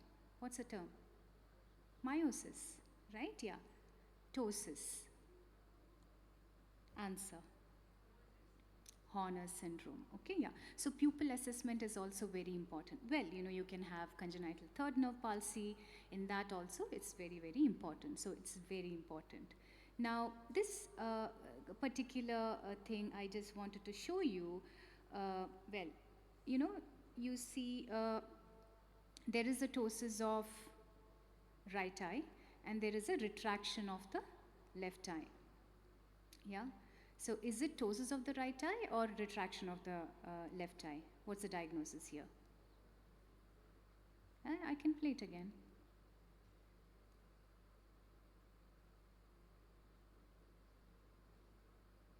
Yeah? What? Ptosis of the right eye. Yeah. So you all know about the Herring's law, right? Yeah. So this is a very classical Herring's law where parents are also confused. When they come to you, they don't know which eyelid is abnormal, whether it's a ptotic eye which is abnormal or whether it's even in adults in oculoplastic surgeon, we sometimes are thinking, okay, is it a thyroid retraction in the other eye? Then we investigate and we find out, especially in milder ptosis, right? Yeah. So this is important. This is how after correction of the ptosis, the other eyelid has still come down. Well, not too symmetric, but still symmetric. So why is it important? Because first of all, you have to explain to the parent, this is why there is a Herring's rule. And as a surgeon, it's so very important for me because if there is a asymmetric bilateral ptosis, all right, asymmetric, one is very evident and the other one is very mild, I have to tell the parent, now the better eye is looking normal for you because of the Herring's reflex. Now when I correct the good eye, the other eye is going to drop down and it's a bilateral ptosis. So it's very difficult to convince a parent when one is looking too severe and the other one is okay. They're like, no, it's just one eyelid. Then you have to explain to them. But then later they would come to you and tell, you did surgery in one eye and listen what happened. You created a ptosis in the other eye. So this Herring's law has to be clearly defined to the parents. Now, this is a very interesting case. A handsome gentleman. So he has bilateral ptosis, but he believed he had ptosis only in the left eye. I couldn't convince him, all right? I said, listen, we have to do bilateral ptosis surgery. And he said, and it's a congenital ptosis. He operated when he was in his late 20s. And then he said, no, let me just do the left eye. I don't think the right eye is that bad. Left eye is more bad than the right eye. So this is what happens. This is 6 weeks post-op. The other eye dropped more down. But I had explained to him. I had already told him, so I was saved. All right? Then we had to do the other eye as well. And this is 6 months post-op. So Herring's is very, very important. All right? You should know about it. Now, ptosis measurement and the severity, how you classify it, basically depending upon the degree of ptosis, and that's called the Beard's method. Depending upon the pupillary reflex and whether the eyelid is at the upper border, whether it's in the middle of the pupillary reflex or in the lower border of the pupillary reflex. And that is how we say mild, moderate and severe, and also depending upon the LPS action. Always rule out pseudoptosis. Assessment of best corrected visual acuity and assessment of ocular motility is important. Management of blepharoptosis is basically the risk of amblyopia in children, functional deformity and a cosmetic concern. So this is bilateral, complete closure of the corneal reflex, high risk of amblyopia, unilateral, plus or minus, whether you want to do it now, the parents can decide. Now this child, when he gets tired, it can really drop down. So this I would operate now, this I would operate now, this maybe I will wait when the parents comes back. Now the various options we have in mild ptosis, molarectomy, Fastenella servat, in moderate LPS reattachment resection, in severe supramaximal LPS resection with null sling and tarsofrontal sling. So this is how we do a tarsofrontal sling, simple procedure. This is how we mark the eyebrow, that is a lid near the lash. So we take a traction sutures. I'm going to play it fast. Locally infiltrate. We open up 2 stab incision in the forehead and either side of the brow, a medial and lateral, pass the silicone sling from the forehead incision to the brow incision, then through the brow incision, then we come to the eyelid over here. I'm running out of time, okay. and then you come out here, and then you take it, and then you tighten it. Yeah, and then you lift it and you tie it here. 1 second, I'm so sorry. Yeah. All right, so these are the bilateral complex blepharoptosis, inferior rectus aplasia, upper lacrimal puncta, canalicular agenesis, this is what the child had, blepharophimosis syndrome, lifted, blepharophimosis syndrome, cosmetic surgery with medial canthoplasty, lateral canthoplasty, Marcus-Ganjow winking phenomenon. We do LPS excision and frontalis sling surgery, not going into the detail, supramaximal LPS resection of the left eye here, and Whitnall sling in very, very severe ptosis. So take-home message is, it's exam-oriented topic. You need to know everything about congenital blepharoptosis. Thank you so much. Eye is the window of the human body through which it feels its way and enjoys the beauty of the world, and eyelid is definitely the curtain, and it's important. Thank you so much. Thank you so much, ma'am, for the interactive session. So we move on to the next talk on overview of lacrimal surgeries. I invite Professor Dr. Ruchi Goel, ma'am, for the talk, please. And also, I invite Dr. Pradeep Sharma, sir, to join the speakers on the stage, please, sir.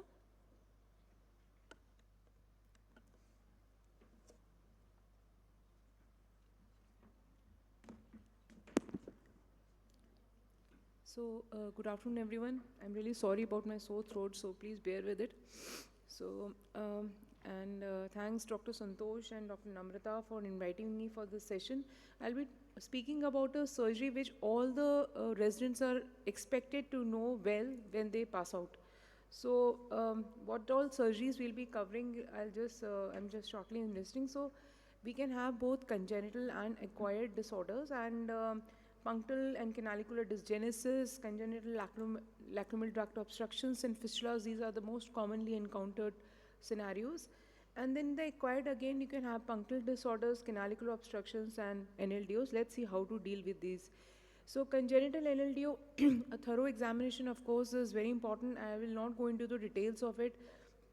Even if you're unsure, you can just put a drop of fluorescein in the OPD and check the fluorescent dye disappearance test.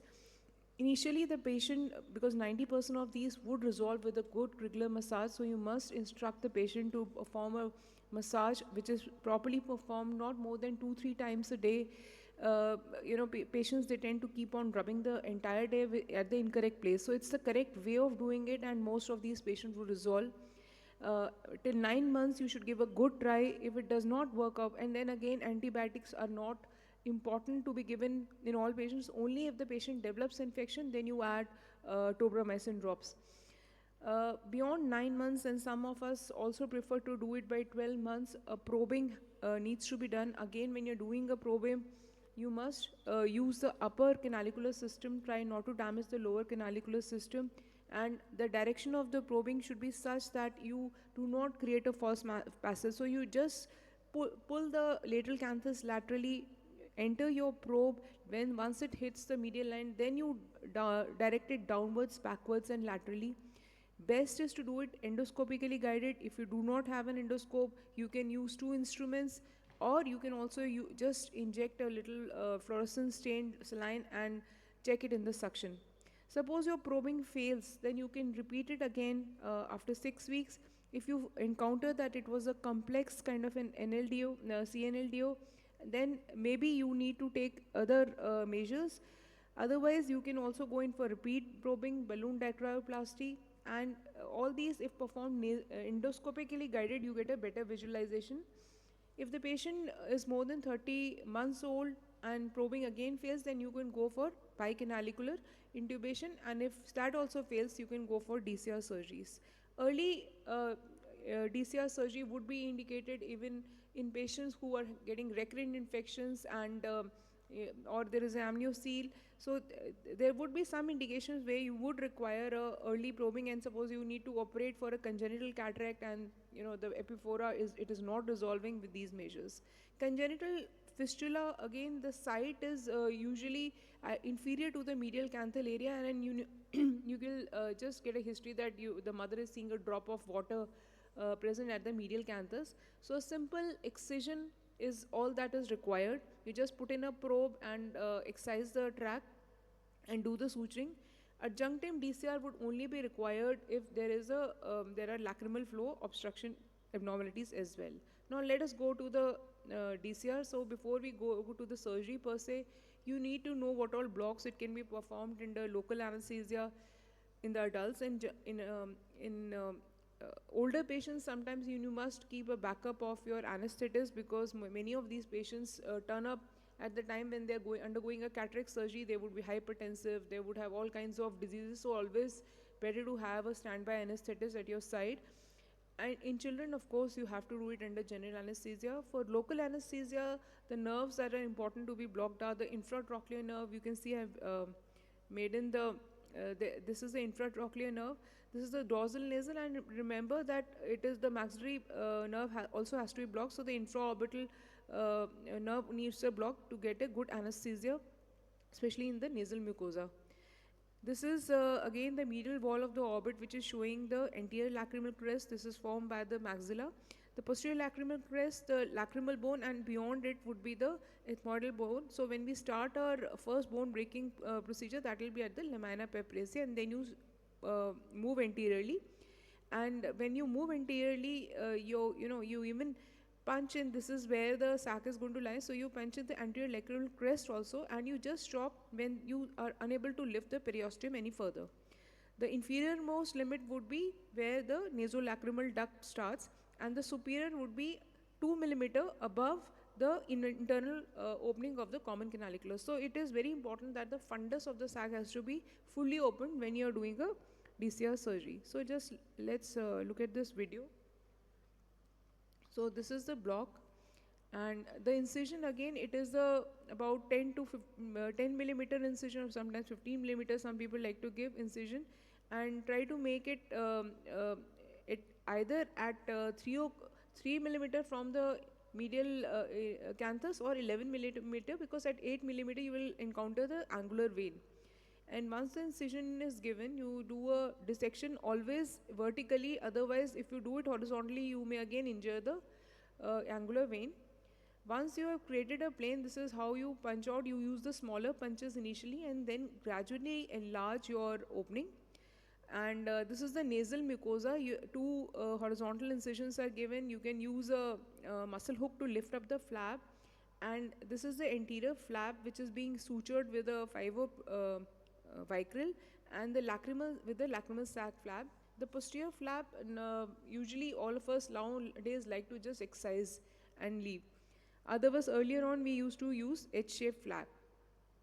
So this is another case where this was the patient of, this is a child who had a trauma, and you can see there is a telecanthus. A lot of landmarks were missing. Here I cannot see the medial canthal tendon because the medial canthal tendon helps me to see the fundus of the sac, which is about 5 millimeters above.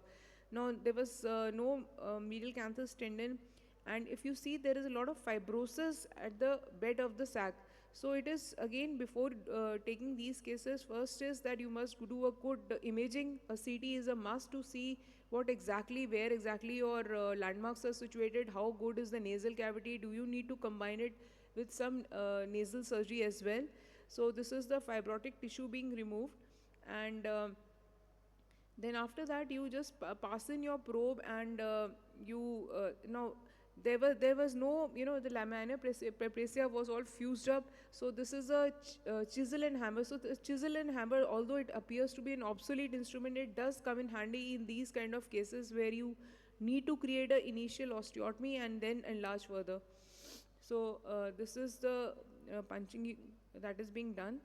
And as I said, it is again important to see that where you are going to land. And suppose your because of the fracture, nasal bone fracture, there is no the cavity is also not roomy enough for you to create a osteotomy, and so in that case, again, a nasal surgery has to be simultaneously performed. So after the mucosal flaps were sutured, here I did not do an intubation, because otherwise there was a good anastomosis that was achieved, and there was no fibrosis around the canaliculus.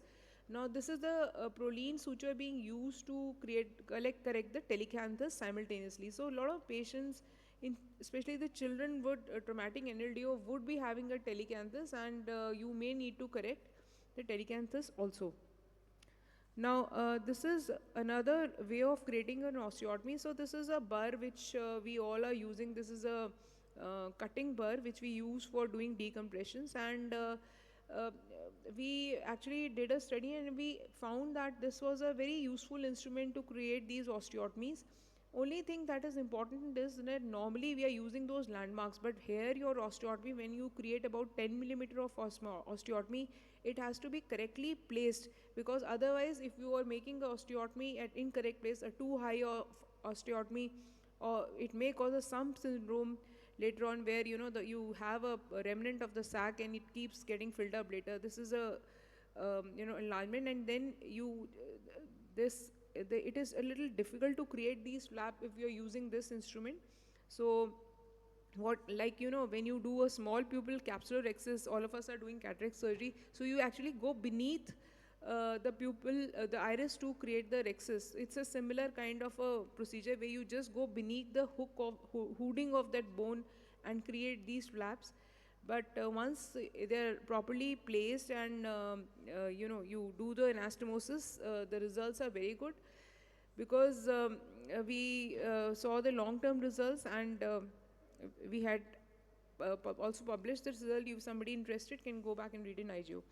So this is an endoscopic DCR, another very commonly performed procedures, and results are very good.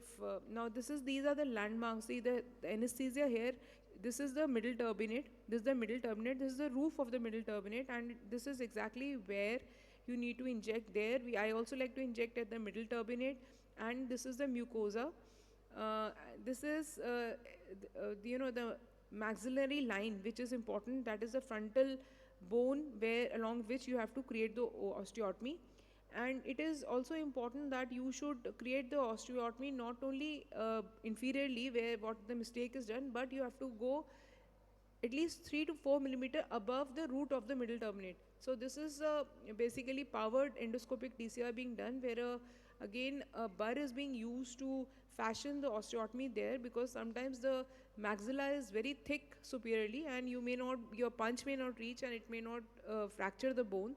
And once you create the opening, these are the punches, and a Blakesley's forceps can also be used to create the bony opening. This is now the sac flap being made. You can already see the mucosal flap reflected on one side. So you create a vertical sac flap, and then just check that you are in the correct position, and you can see the fluid coming. And these two flaps, they need not be sutured, they're just approximated with each other, and you just pack the nose, and they get stuck. Now this is a laser DCR being done, and laser DCR, though it is not very popular nowadays, but it still remains a choice, and it has proved to be useful in select cases. So here the diode laser is being used. This is the probe of the diode. This is the continuous mode diode laser being used. This is again the middle turbinate. You need to identify the landmarks. That is the root of the middle turbinate, and this is the the aiming beam which is focused through the canaliculus through the fiber optic, and visualized through the endoscope. So once you visualize through the endoscope, you keep firing, and it is very easy to perform, because we are already quite used to passing our probe. All we need to do is have a good steady hand with the endoscope and see our landmarks. Important is that you should not fire until you touch the bone with these lasers, otherwise you end up with canalicular blocks. So here the initial size of about 4 to 5 millimeter is created with the laser, and then a Blakesley's forceps is being used to enlarge the ostium. So about 10 millimeter of osteotomy we showed had very good results in a 1-year follow-up, and this is how it is performed. Again, it was especially useful in patients with acute dacryocystitis, where you normally would conventionally wait for giving a course of antibiotics or doing an incision and drainage, and sometimes, you know, by doing repeated INDs, you end up causing formation of fistulas. So here, what you can simply do is start a course of antibiotics, IV antibiotics, and in the very next day, you can go ahead and do a laser osteotomy creation. And we showed that the recovery was much faster, because by doing an IND, you are not removing the stagnation. By creating a osteotomy, you actually remove the stagnation which had caused the formation of abscess. And this is extremely, all endoscopic procedures are actually quite good for acute dacryocystitis. Only, the problems associated with laser DCRs, which we published also, was formation of a nasocutaneous fistula in a patient, a diabetic patient, where, you know, already the tissues were necrosed, and excessive firing, you know, the fiber optic got damaged. So you have to be very careful before use, and we ended up with a fistula, and we were so scared what to do. But fortunately, after multiple dressings for nearly a month, the patient healed and did well. And these procedures can be used, all these endoscopic procedures, of course. If you combine it with septoplasties, you can do in all kinds of deviated nasal septum. But otherwise, the laser DCRs, they can be performed in mild and moderate DNS also. Now, this is a very interesting patient I recently operated. She came with a mass of a hair. Somebody had labeled it as encysted mucocele. Somebody had labeled it with a vascular malformation. This girl is about 17, 18 years old, and she has had this watering since the age of 3 to 4 years. That's what the mother told. We went ahead and got her MRI done, and you can see there is a mass sitting over here, and the sac is also, they're all situated in the same lacrimal fossa. So I decided to give a wider incision here, you can see here, and it actually came out to be a dermoid cyst. So I thought that once I remove the dermoid cyst, it's going to be patent. It wasn't. So possibly it had compressed the nasolacrimal duct, and it had to be combined with a DCR. So one has to be very careful that not all these patients would be simple primary acquired nasolacrimal duct operation. There could be secondary causes also that you have to keep in mind and take care. Now, going to the canalicular obstructions, if it is up to 3 millimeter, it is called proximal, mid-level is 4 to 6, and distal is more than 6 millimeter. Let us see how these are the different modalities. Let us see how to deal with them. If it is a punctal stenosis, in adults, you can use perforated punctal clubs. Snip procedures have more or less gone out of fashion. I think most of us would now go for mini Minoka stents, dilatation and mini Minoka stents in these patients. If you have, stenosis, around canalicular stenosis about, let's say, 2 millimeter and beyond, you can combine it with the Sizzler's Minitropine, do a, intubation after that. Remember, it is not the stillet which is cutting, it is this end, the plastic, this end that cuts. So after you reach the block, you withdraw the stillet, and then you move with a rotating fashion to cut the obstruction, and then intubate.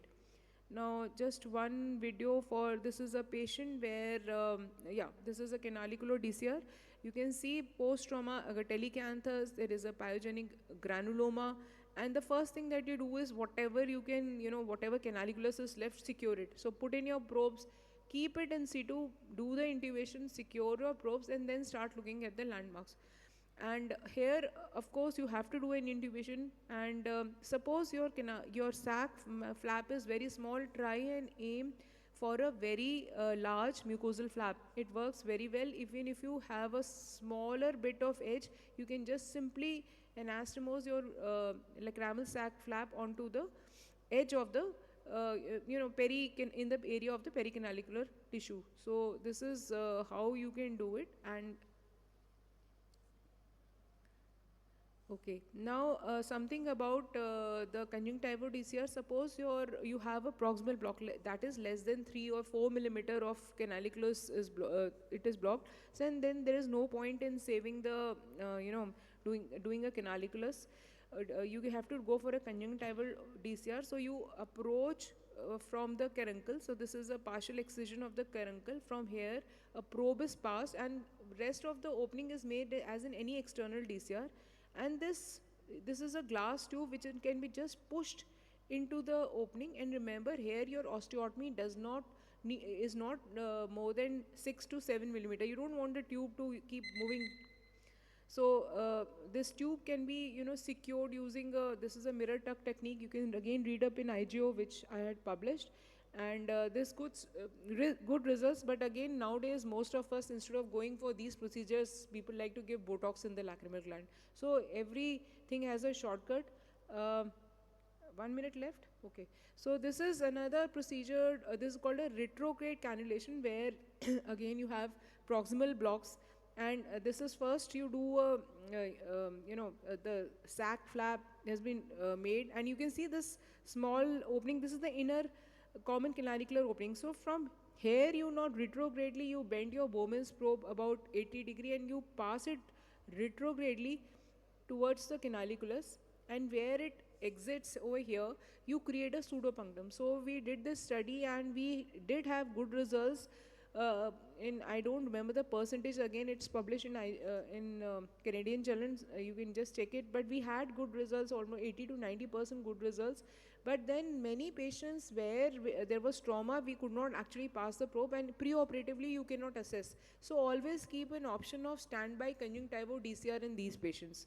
So this is how it is done. So instead of going front to back, you go back to front, and the rest of the intubation, the procedure is in similar manner. So these are the post-op results with retrograde cannulation. This is the OCT image, and you can see this is the punctum. And again, you need years of follow-up to see really what happens in the long term. And I don't know, time is left. This is what the mirror tuck technique is about. So I'll just show you how the suturing is done, which is important. So anybody who knows how to put a mirror on a cloth can do it. So you just take this is a 6-O-proline, you take a bite from the base, and this is a kind of a web which is created on the Jones tube or whatever bypass tube you have, and then you just pull it on each side. It appears simple, but you really need to practice, because the passage is so small that it becomes very difficult to otherwise suture. And this is how the results are. This is 1 year follow-up, and we did have very good results with this technique also.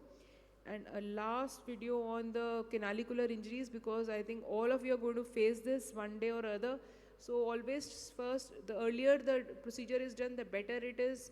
This is just trying and locate your, medial and lateral ends of the cut canaliculus. And if you're not able to locate, you can simply inject some fluid from the upper. Just keep a finger at the medial end so that it doesn't go into the NLDO. And this is the mini Minoka stent. It comes in it's very long. So what you do is you measure the distance between the punctum and the medial canthus, cut it short. And I also like to create a bevel, and then you pull it, and this knuckle goes and snugly sits into the punctum, and you just put it into the other end. And this is a 8-0 or 7-0 vicryl comes with the stent, and you can just suture the two ends of the cut canaliculus, and it's a very, very effective procedure, and this stent can be removed at 4 weeks. So just to conclude, syringing massage first preference, then you go in for probing and intubations. If more than 3 years, you can go for DCR. There would be indication for early intervention. Adults, you choose whatever works best in your hands. It could be all. In fact, all these procedures very good results if you have mastered. If you have patients with acute acroiocystitis, remember, Augmentin has become very resistant. Patients, 70% resistance was seen in our study. So to try to, do something early. So maybe if you have an access, do an endoscopic approach or laser DCR, and then you can do a external DCR or revision at a later end after about 10 days. Proximal and mid canalicular blocks, if it is just proximal, less than 4 millimeter, conjunctival DCRs. If it is, beyond that, you can still go for canalicular DCRs and sometimes retrograde intubations. And anything more anybody wants to know, please come and talk to me. And any questions, I'll be happy to answer. Any questions? They are looking at me. So I think thank you very much. Thank you so much, ma'am, for the amazing lecture. So, as Dr. Honavar is in the medical council meeting, so we'll proceed with the next talk. So, I invite our Dr. Strange, Dr. Rashmin Gandhi, to deliver his talk on logical approach to a patient with disc edema and pallor. Thank you so much. Thank you, AIOS. Thank you, Dr. Namrata and Dr. Santosh. So we're going to have two topics covered here, disc edema and pale disc. So what's normal?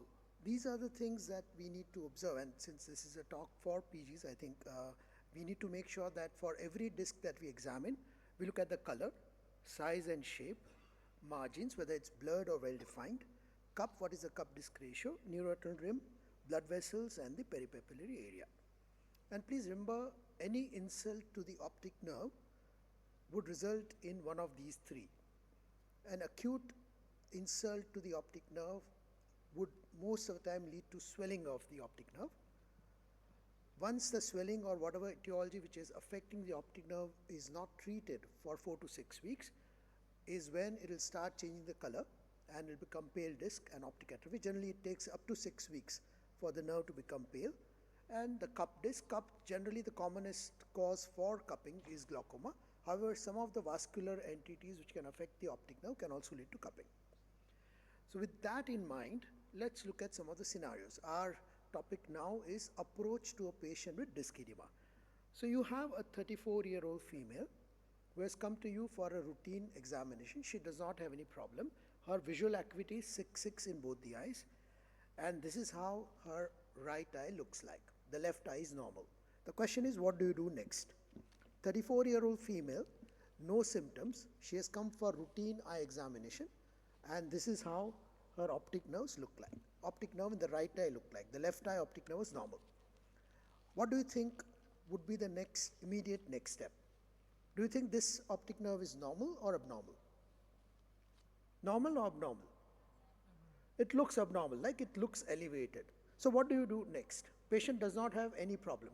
Her vision is fine, color vision is okay, and no symptoms of headache or anything. What is the immediate next step? Shout out, yeah, shout. Shout, shout, shout. Other eye disc is normal. Very good, that's a good point. You know, whenever you have a elevated disc, you need to make sure whether a problem is unilateral or bilateral. Very good. So in this patient, this particular scenario, it's a monocular problem. What is the next step? Yeah? Shout anything. This is not, there are no marks here, so. Lovely. You want to, now the disc is not looking normal. You want to know whether it is functioning normally. And the most objective function test of the optic nerve is RAPD. What test is done to check RAPD? Swinging flashlight test. Very good. So you need to perform optic nerve function test, and these are the optic nerve function tests that you should be aware of and perform in all the patients that you examine. Pupils for RAPD by swinging flashlight test. Color vision is a very sensitive optic nerve function test. Dyschromatopsia can sometimes be the only sign of an optic nerve dysfunction. Visual fields in the OPD can be performed by confrontation. Amsler would give you a very good idea about the central visual field, central 5 to 10 degrees. Red desaturation also is one of the earliest signs of optic nerve dysfunction. Brightness sensitivity, and look at the fundus, which we have done. So in our case, where the patient came to you with normal checkup, the disc looks elevated, there is no RAPD. What next? What is the possibility? If there is no RAPD, please remember, if there is no RAPD in a monocular optic nerve problem, you know that there is no optic neuropathy. Every optic neuropathy, irrespective of etiology, if it's monocular, will produce RAPD. If there is no RAPD, either there is no optic nerve disease or there is a bilaterally symmetrical optic nerve disease. There is no such thing as bilateral RAPD. RAPD is relative afferent pupillary defect. So when one optic nerve is weaker than the other optic nerve is where you find RAPD. All right. So if there is no RAPD, you know that maybe this is just a disc which appears elevated, but there is no pathology in the optic nerve as such. So, and how do you know? Looking at the disc, then you go back and examine disc little bit more. And one of the feature which will tell you that maybe yes, this is there is no true swelling is look at these medium-sized vessels on the surface of the optic disc. If the disc is elevated because of the presence of fluid in the optic nerve, meaning if there is a true disc edema, you will not be able to see these blood vessels so clearly. So now you know that you're dealing with a pseudo disc edema, and we'll come to some of the investigations that you can perform. Scenario number 2. You have a 15-year-old female who again has come to you for routine checkup. However, this girl is also complaining of occasional headaches. The visual acuity is normal, it's 6/6 in both the eyes. And now this is how the optic nerves look like. So here is a patient, again visual acuity is normal, occasional headaches, and the optic nerve look like this. What next?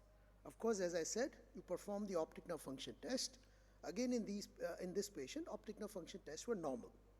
Can you see anything on looking at the optic disc, especially in the right eye?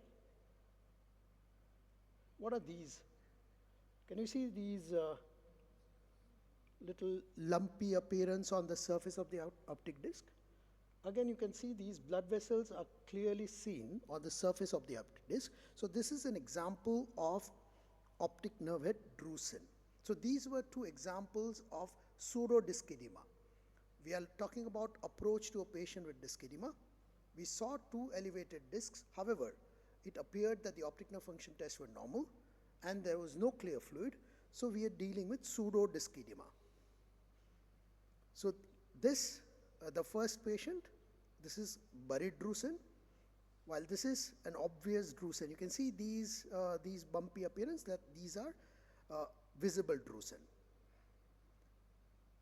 So these are other features of pseudodisc edema. You will have generally a pseudodisc edema either will have an elevated appearance if there is a buried drusen. You will have those lumpy bumpy appearance on the margin of the disc if there is a visible drusen, or there would be anomalies of the blood vessel, the small disc diameter, and the absent central cup. What is this? Another example of a pseudodisc edema. Very good. This is myelinated nerve fiber. So what do we do? If we are suspecting that this patient does not have a true disc edema, this is one way to confirm whether there is a presence of drusen. You perform B scan, mainly the B scan ultrasound. However, A scan also would help. And you will find here, what is this? In a B scan, when you're describing a B scan, you always say it's a hyperechoic lesion. So in B scan, it's hyperechoic lesion. On a CT scan, hyperdense lesion. And MRI, hyperintense. So these are the terminologies that you use when you're looking at various investigation. If it's ultrasound, hyperechoic because it's the sound which is getting echoed. CT scan, hyperdense or hypodense, and MRI, hyperintense. So you find here that there is a white lesion on a B scan, which is, so that you say hyperechoic lesion. This is an A scan where you find that that lesion is giving this high spike, and this high spike is persisting even if you reduce the gain. So this is generally happens when you have a calcium. So this is how you confirm the presence of buried drusen. So if you're suspecting a buried drusen, one, you do ultrasound B scan and you find an hyperechoic lesion. The second way of confirming is autofluorescence on fundus fluorescent angiography, or you can confirm it by performing OCT. In an OCT, in the top picture, you find there is a lumpy, bumpy appearance of the optic disc. That's how the drusen will appear, versus a true disc edema where there is a smooth contour on the OCT on the optic nerve head. So if you are suspecting a pseudodisc edema, you need to rule out optic nerve head drusen, ultrasound, fundus fluorescent angiography for autofluorescence, and OCT. These are the features of pseudopapilledema. Now let's look at other scenarios. That was a scenario where patient did not have any complaints. Now what if the patient, 46-year-old female, she woke up with a loss of vision in the left eye, visual acuity in the left eye was 624, and she was on antihypertensives taking twice a day, morning and night. And this is how her optic nerves look like. Which nerve is abnormal? Which nerve is visibly abnormal? Right or left? Left. And what do you find there in the left eye? What are the two features that you would describe on a left optic disc? You have this hemorrhage on the surface of the optic disc, and you have a blurring of the disc margin, which is mainly superior. It's not that the whole disc is swollen up. You have what is known as a sectoral edema of the optic nerve with a hemorrhage on the surface of the optic disc. What are the possibilities? Here, patient now has come with a loss of vision. That means the patient is likely to have an optic neuropathy with a disc edema. A 46-year-old female, known case of hypertension, on antihypertensives twice a day, morning and night. Inflammation or ischemia? What is likely? Ischemia, ischemic optic neuropathy. What are the types of ischemic optic neuropathy? Arthritic, non-arthritic. What is this lady likely to have? 46-year-old female, 624 vision. Non-arthritic. So non-arthritic anti-ischemic optic neuropathy generally present in this 40 to 50 age group. Patient would have a moderate loss of vision, not really a profound loss of vision, and would have this kind of optic disc edema.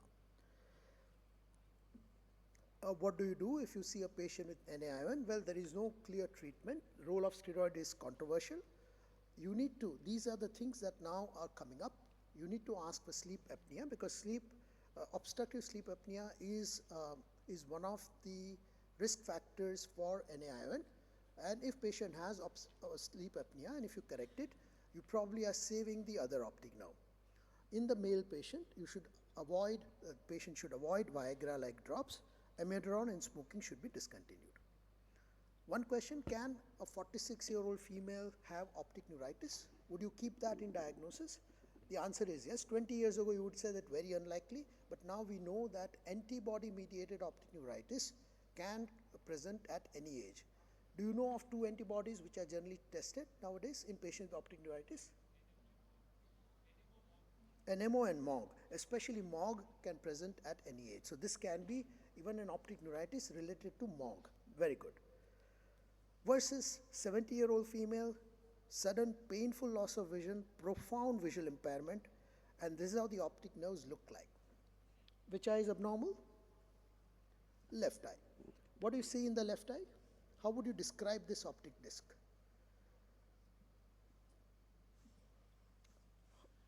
How are these lesions looking like? So they look like large cotton wool spots, right? So cotton wool spot, they are micro-infarct of the nerve fiber layer. So this is a patient, 70-year-old female, profound loss of vision, and already infarction setting in an acute stage. This is how arthritic AION present like. Generally, it's a disease of 6 to 7 decades. Patient would have an acute loss of vision, which is a profound loss of vision, and the optic disc would exhibit what is known as pallid disc edema. If you see this patient, or if you're asked about this in the viva, what should be your immediate concern? What would you do for this patient? Patient comes to you on Saturday evening, and the hospital is closed on Sunday. Would you call the patient back on Monday for review, or is there anything that you would do on a Saturday evening? So please remember, arthritic AION is an emergency. This patient would require hospitalization and immediate steroids. The reason is arthritic process can affect the other nerve within the matter of few hours. So a patient can go blind. So that's the reason why this patient has to be admitted. ESR, CRP platelets have to be tested, and the steroids have to be started immediately. So that's arthritic AION. Generally, ESR in these patients is very high. They can also exhibit the arterial occlusion. So that's all these patients, what we saw were unilateral disc edema.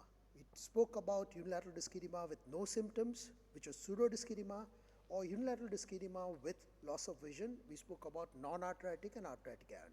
Now, what about bilateral disc edema? Patient with headache, mild visual problem, normal vision, but a bilateral disc edema. Visual acuity 6.6, patient complaining of headache, a female in a childbearing age, and she is overweight. What disease comes to your mind? So this will be papilloedema, and generally the the patient profile tells you that maybe it is IIH. Of course, IIH is a diagnosis of exclusion. You need to make sure that there are no other etiology which is causing a bilateral disc edema before you label patient as IIH. All right? They can have, this video is not playing, but they can also have an oculomotility problem. Raised ICP can produce an oculomotility problem. What problem that would be? Patient would have what is known as false localizing sign. They can have bilateral six-nerve palsy. Bilateral six-nerve palsy without any tumor, and that's the reason why it's called false localizing sign, can be a sign of raised intraocular pressure. They can have this kind of visual fields. In an acute phase, papilledema produces enlarged blind spot. In a chronic phase, it will produce tubular vision. So if you have a field where you have a tubular vision, the differential will be chronic glaucoma, retinitis pigmentosa, and chronic untreated papilledema. So IIH symptoms are headache, pulsatile tinnitus, and transient visual obscuration. A lot of times we don't ask about transient visual obscuration, which is one of the important symptom of raised intraocular pressure, which is generally related to change of posture, and patient would describe it as browning out of vision. So that's about bilateral disc edema because of raised intraocular pressure. This is a 10-year-old female, reduced vision 4 months. Patient was treated by neurologist. You find that there is a bilateral disc edema. Patient was put on acetazolamide by neurologist, but vision kept going down.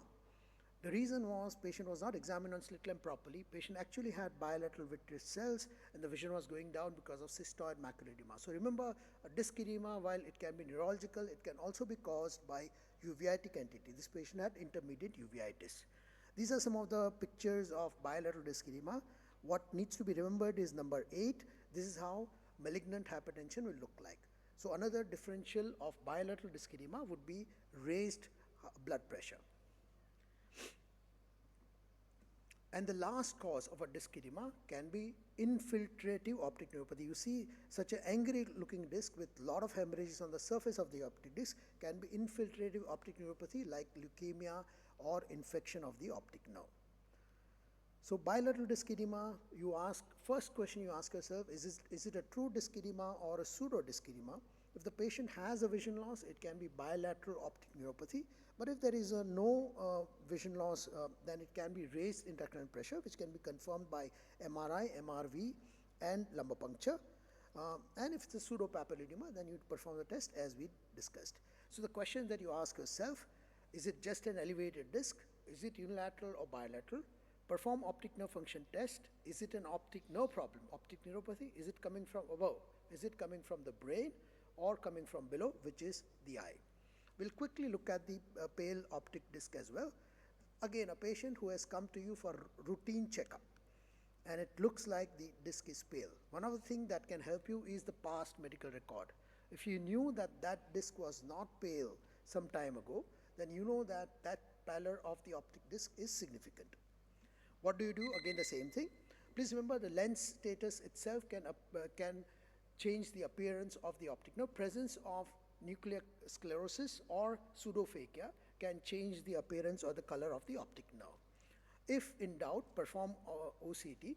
If the OCT also shows thinning of the RNFL, you know that you are dealing with a pale disc, which is a true optic disc pallor. So pale disc with no symptom, if there is no past history, perform optic nerve function test and follow up the patient. Versus this, then this is the last case, a 25-year-old female with a gradually progressive loss of vision, RAPD in the left eye. Which eye is abnormal?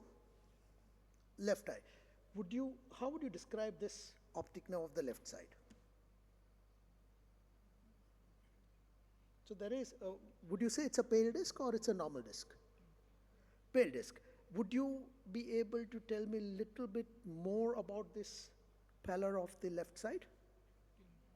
Where is, do you think it's pale here? No. Is it pale here? No. So superior and inferior pole appears to be pink. So the pallor is more like a band or a bow tie. So this is a bow tie optic atrophy, which is specifically seen in somebody who has a chiasmal compression. So optic chiasm, what fibers cross in optic chiasm? Nasal or temporal? Nasal fibers would cross, which is serving a temporal visual field. And if they are compressed, it will produce this kind of bow tie optic atrophy. And this is how what is this visual field defect called? Left eye is an optic nerve kind of defect, complete loss of vision. What do you have in the right eye? There is a supratemporal defect in the right eye. This is a junctional scotoma of Trequarre. So again, in a pale disc, figure out whether this is really a pallor or this is just a pale looking disc. If the optic nerve function tests are abnormal, then you need to chase that pale disc. The causes of pale disc with progressive loss of vision are compression of the optic nerve, nutritional optic neuropathy, and some of the hereditary optic neuropathy. I thank you once again for your attention. Thank you. Thank you so much, sir. So we move on to the next topic, understanding complex strabismus. I invite Professor Dr. Pradeep Sharma.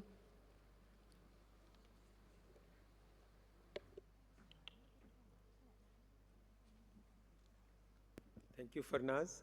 I would like to thank Dr. Santosh and Dr. Namrata for making it possible for me to be here with you all. Feroz was asking who is a postgraduate. I had raised my hand because postgraduate is only an entry point. There is no end point. So you always remain a postgraduate after your graduation. You keep learning. And that's what we have to do. Understanding complex strabismus is the topic which was given to me. And I have no financial interest involved of any kind except for your love and affection, which I always aspire to. So today we have to talk on understanding complex strabismus, the non-paralytic kind. At one time, probably strabismus itself was considered complex. But now I think most of you don't find it as complex, and it has got narrowed down to non-paralytic complex strabismus, and that's what we're going to talk today. So this is a quiz question. What do you see here? Anybody? What would be a diagnosis?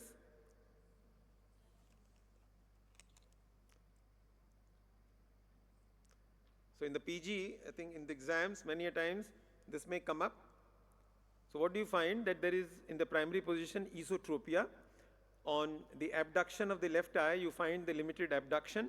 And on attempting adduction, you find narrowing of the palpebral aperture. You find the retraction of the left eye. And also you find that there is a tendency for downshoot in this, and much more in the other gazes, you'll see upshoots and downshoots. So what does it mean? Yeah, loudly? Huh? Duane's retraction syndrome, ESO-DRS or esotropic Duane's retraction syndrome. So you're right, it's a left ESO-DRS. Esotropia in primary position. Usually these children will come with a face turn. Why a face turn? Because they have a tendency to get back their binocular vision, and in the left side face turn, they can have the left eye ESO, the right eye is free to move, so they can keep on retaining their binocular vision.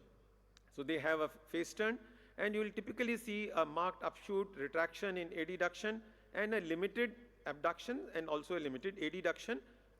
Now here there is this is an exo-DRS. What do you find? In the primary position, there is an exotropia of the right eye.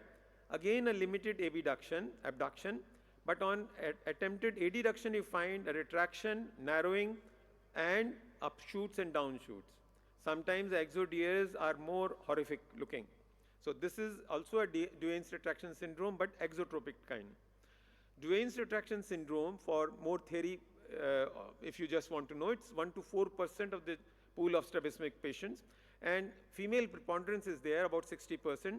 Left eye is more commonly involved.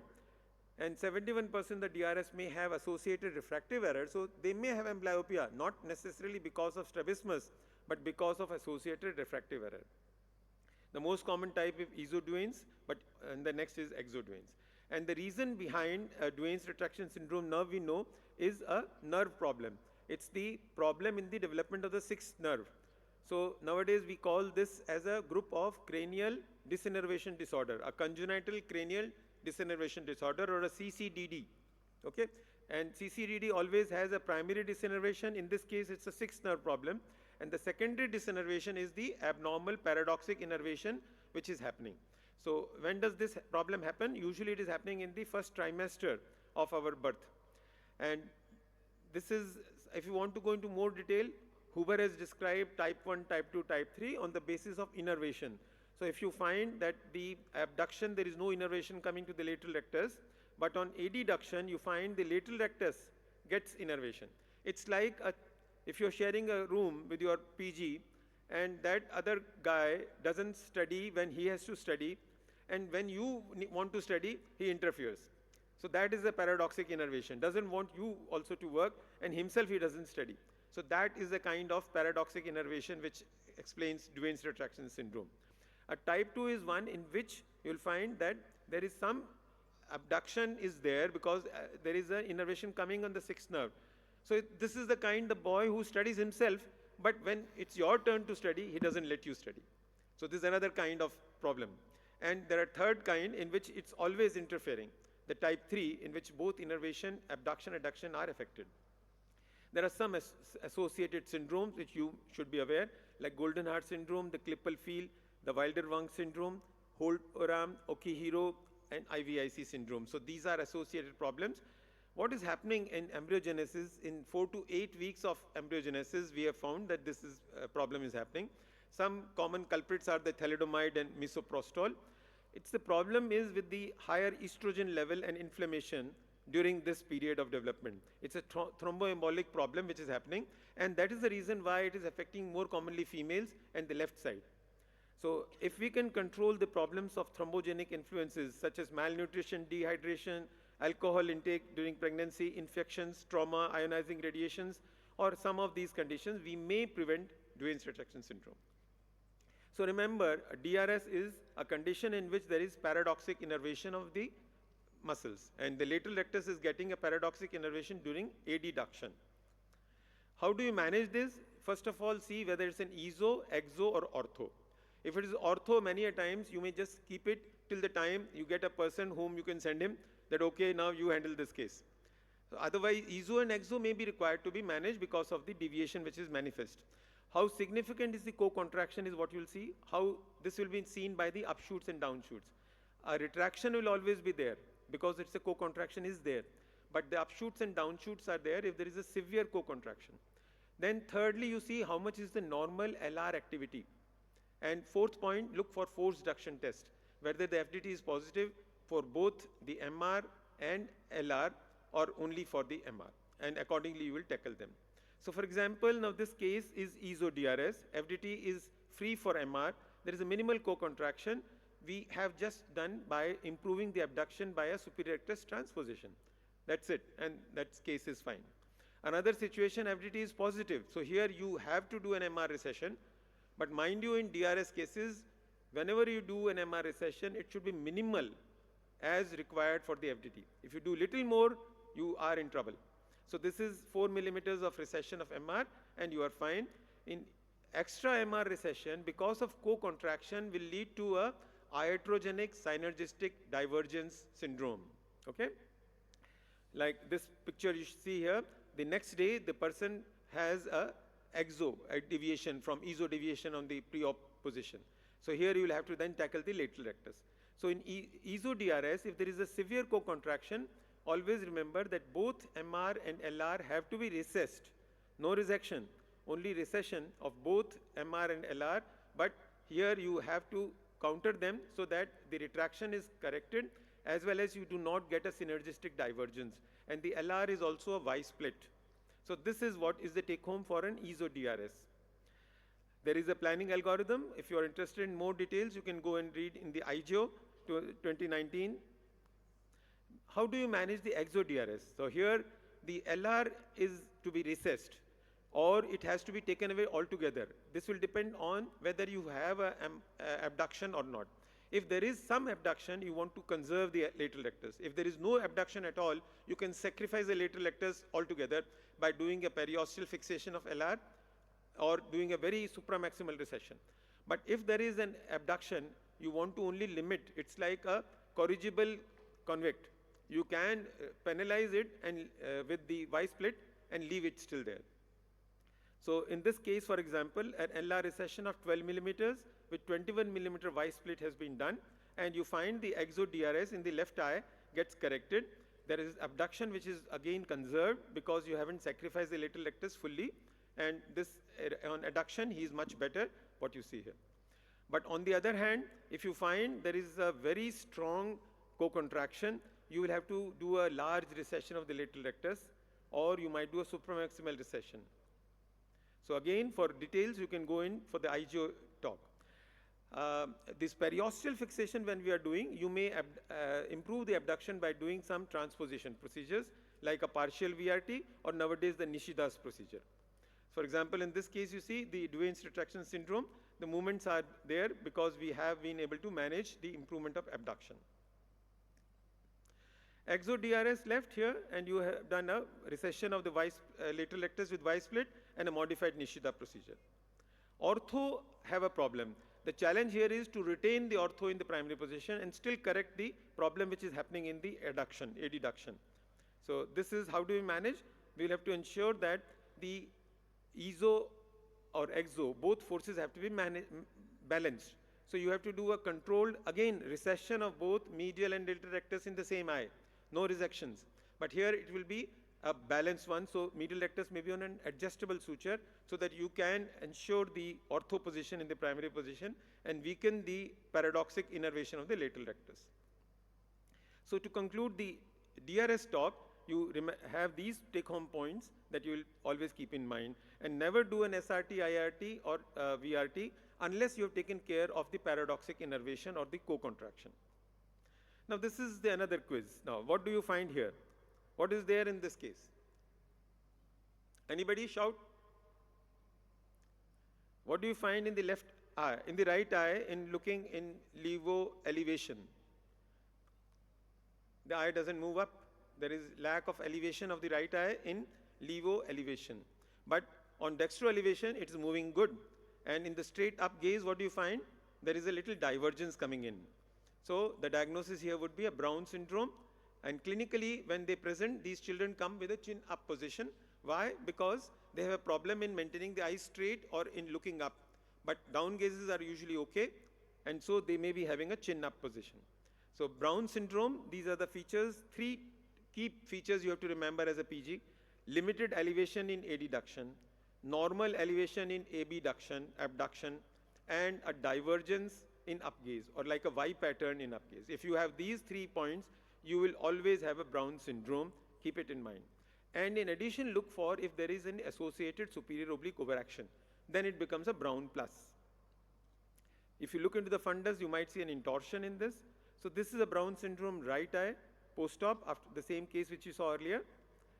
Sometimes you may have a Brown's in one eye and the other eye is having a superior oblique palsy. It may appear very odd, they are opposites, but it's not. Because the Brown syndrome, there is a problem again with the superior oblique. It's a fibrotic or a tight superior oblique. On the other side, it may become so fibrous at times, it may snap and it will give rise to a superior oblique palsy. And sometimes some iatrogenic superior oblique palsy you may see if somebody has done a superior oblique free tenotomies. So that you have to keep in mind. So these are the procedures that you have for superior oblique weakening, and the choice procedures from very mild cases are PTSO, but otherwise you do a hangback loop tenotomy or a recession and translational recessions. A silicone expander is also one of the procedures which can be done.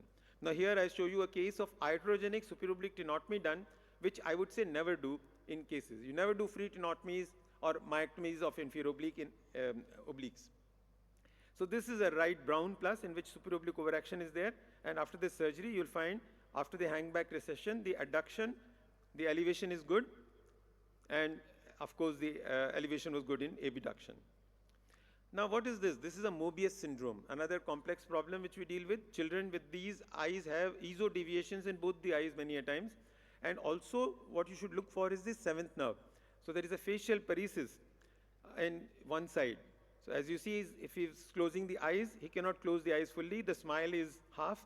And so this is a 6th and 7th nerve involvement. And along with that, there may be other problems like talipes equinovarus. So these children, if you see, this is what may be there. And how do we manage these cases?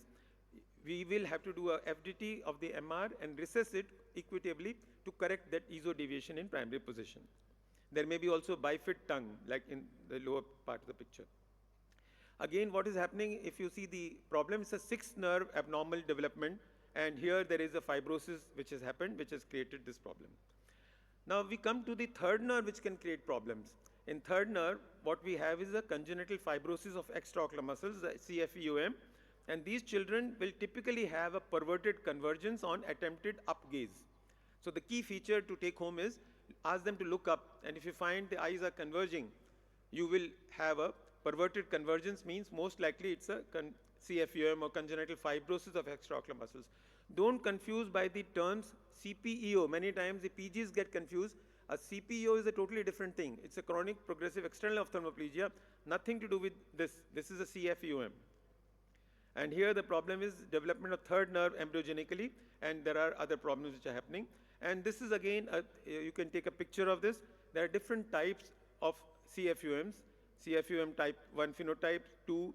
The 1 and 3 are commonly seen. Sometimes we see the Tuchel syndrome with oligodactyly, that means a short finger, and the CFUM 5. The unilateral, which we see, is CFUM 3. Otherwise, many of them are bilateral ptosis and bilateral ocular involvement problem. So this is a case of CFUM. These are, mind you, more difficult to manage because there is the third nerve muscles have been involved. So it's a very complex problem, one of the more complex, I'll say. And here we have to do an FDT again and weaken the lateral rectus. Sometimes the IR recessions have to be done very much, and for the ptosis, the crutch glasses may have to be done. Now, what do you see here? This is, can you see this video? Now here, the child is looking on one side. When he abducts the left eye, you'll find the right eye is abducting much more. So the right eye is a problematic eye in which there is no adduction. And when he attempts to look on the left side, the right eye gets the innervation. So it's an abnormal innervation coming at the wrong time. And this is also known as simultaneous abduction or a synergistic divergence of the right eye. So this is a pre-op picture and this is the post-op of these. And nowadays the ideal treatment for that is nasal transposition of this split lateral rectus. We split the lateral rectus and bring it on the nasal side and transpose it. Sometimes you may have a little more different problem presenting that on adduction you find the right eye is now going down. So earlier we got looking London, talking Tokyo. Here it is looking Tokyo and the other side is Sydney. So if you have this sort of problem, one eye is looking on the Tokyo, the other is looking towards Sydney, that's the synergistic innervational downshoot or a SID syndrome. So these also have to be managed, and accordingly when we find out which muscle is abnormal, you can correct it. So we move faster now, and what we'll see here is sometimes you may have muscle aplasias. This is also a type of a congenital development of the muscles, and there may be an absence of muscles altogether. So when you may be surprised when you plan a surgery that there is no muscle. Like these cases which may have associated scaphocephaly, arachnodactyly, like the Goldberg-Sprintzen syndrome. So they may have large exodeviations, and when we look into the eye, we find the missing extraocular muscles. You may have to do transposition if there are other muscles available. Sometimes there may be all the 4 muscles are missing and you are in deep trouble. Now what do you see here?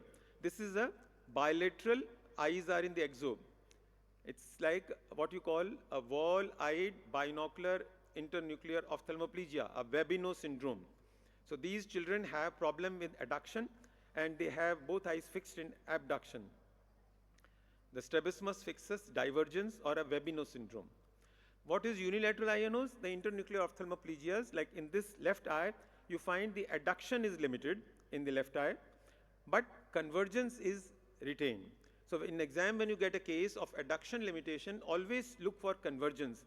And many a times you'll see that asymmetric convergence. So you keep the eye, pen in front of one eye and the other eye starts moving in more.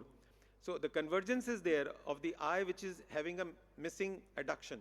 That confirms that there is a different pathway for innervation which is still there. So it's not a problem of the medial rectus, but the pathway higher up. So which is what? The MLF, the medial longitudinal fasciculus, which is missing. And these many a times may be demyelinating condition or ischemic, so they may recover on their own.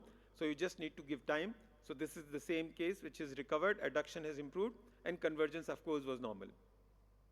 Strabismus fixus convergence can sometimes be a problem of high myopia, and that may be causing this problem. Here the 6th nerve is not paralytic. The lateral recti are not having any problem, but they are positioned differently. It's like you are okay in your studies, but you're deviated. Your performance obviously will go down. You have to just get your path corrected and you will be okay. So this is what we do in these cases. In myopic strabismus, we will reposition the superior rectus which has been deviated on the nasal side and the lateral rectus which deviated down. So we bring the superior rectus and the lateral rectus in the superiotemporal quadrant. So if you see the coronal CT is what you will find, the angle between the SR and the LR is not a right angle one, but a high obtuse angle. So a coronal CT will tell you that there is a weak SR-LR band, and usually the high myopes will have this problem. So look for these. For PGs, you may have a sagging eye, a heavy eye, or a knobby eye. A sagging eye is one in which the eye is just looking down. In heavy eye, the eye is also hypotropic, and it's usually more than 12 diopters myopia. And knobby eye is a very high myope, like 20 diopters, in which the bulging of the sclera is causing a problem of movement. So myopic strabismus fixus, we will correct the thing by SR-LR loop myopexy and may sometimes require MR recession. Interesting thing is many cases may not require a MR recession. Thyroid is another problem which may confuse you at times, and typically on X-rays what you find here is that there will be a fusiform dilatation of the muscles. Okay, so that is keep in mind on ultrasound or these that you will get it. So these cases, they may have a limitation of movements, and you may correct them as per the FDT and do that problem. So I think we are running short of time, so we'll just skip this restrictive problem sometimes or a blowout fractures which may cause. Finally, DVDs, keep in mind that they may have a tendency to have a phoria or upward movement. They may also have associated horizontal deviation or a torsional deviations.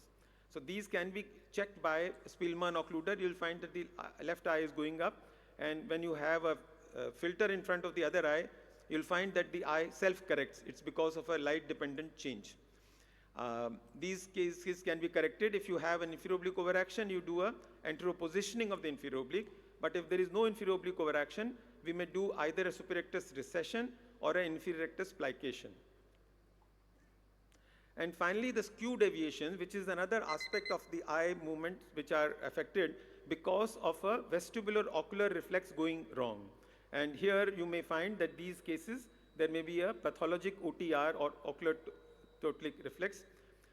So these are rarely which may be seen by you unless you have a good practice. So these can be managed specifically as per requirement. So I think what we have covered is these complex cases: Duane's, Brown's, Mobius, congenital fibrosis extraocular muscles, synergistic divergence, dysthyroid problems, trauma and cysts, myopic DVDs, and skew deviations.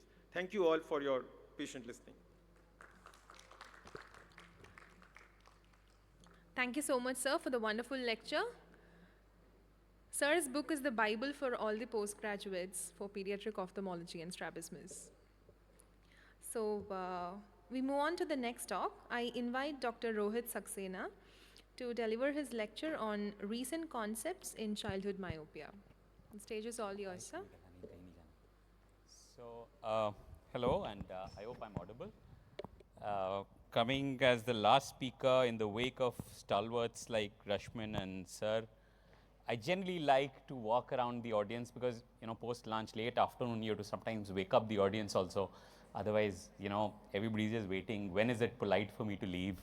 When is it okay for me to leave? So, you know, just to keep you awake, I'll just kind of keep walking in between, and if you doze off, don't worry, I'll be there to wake you up.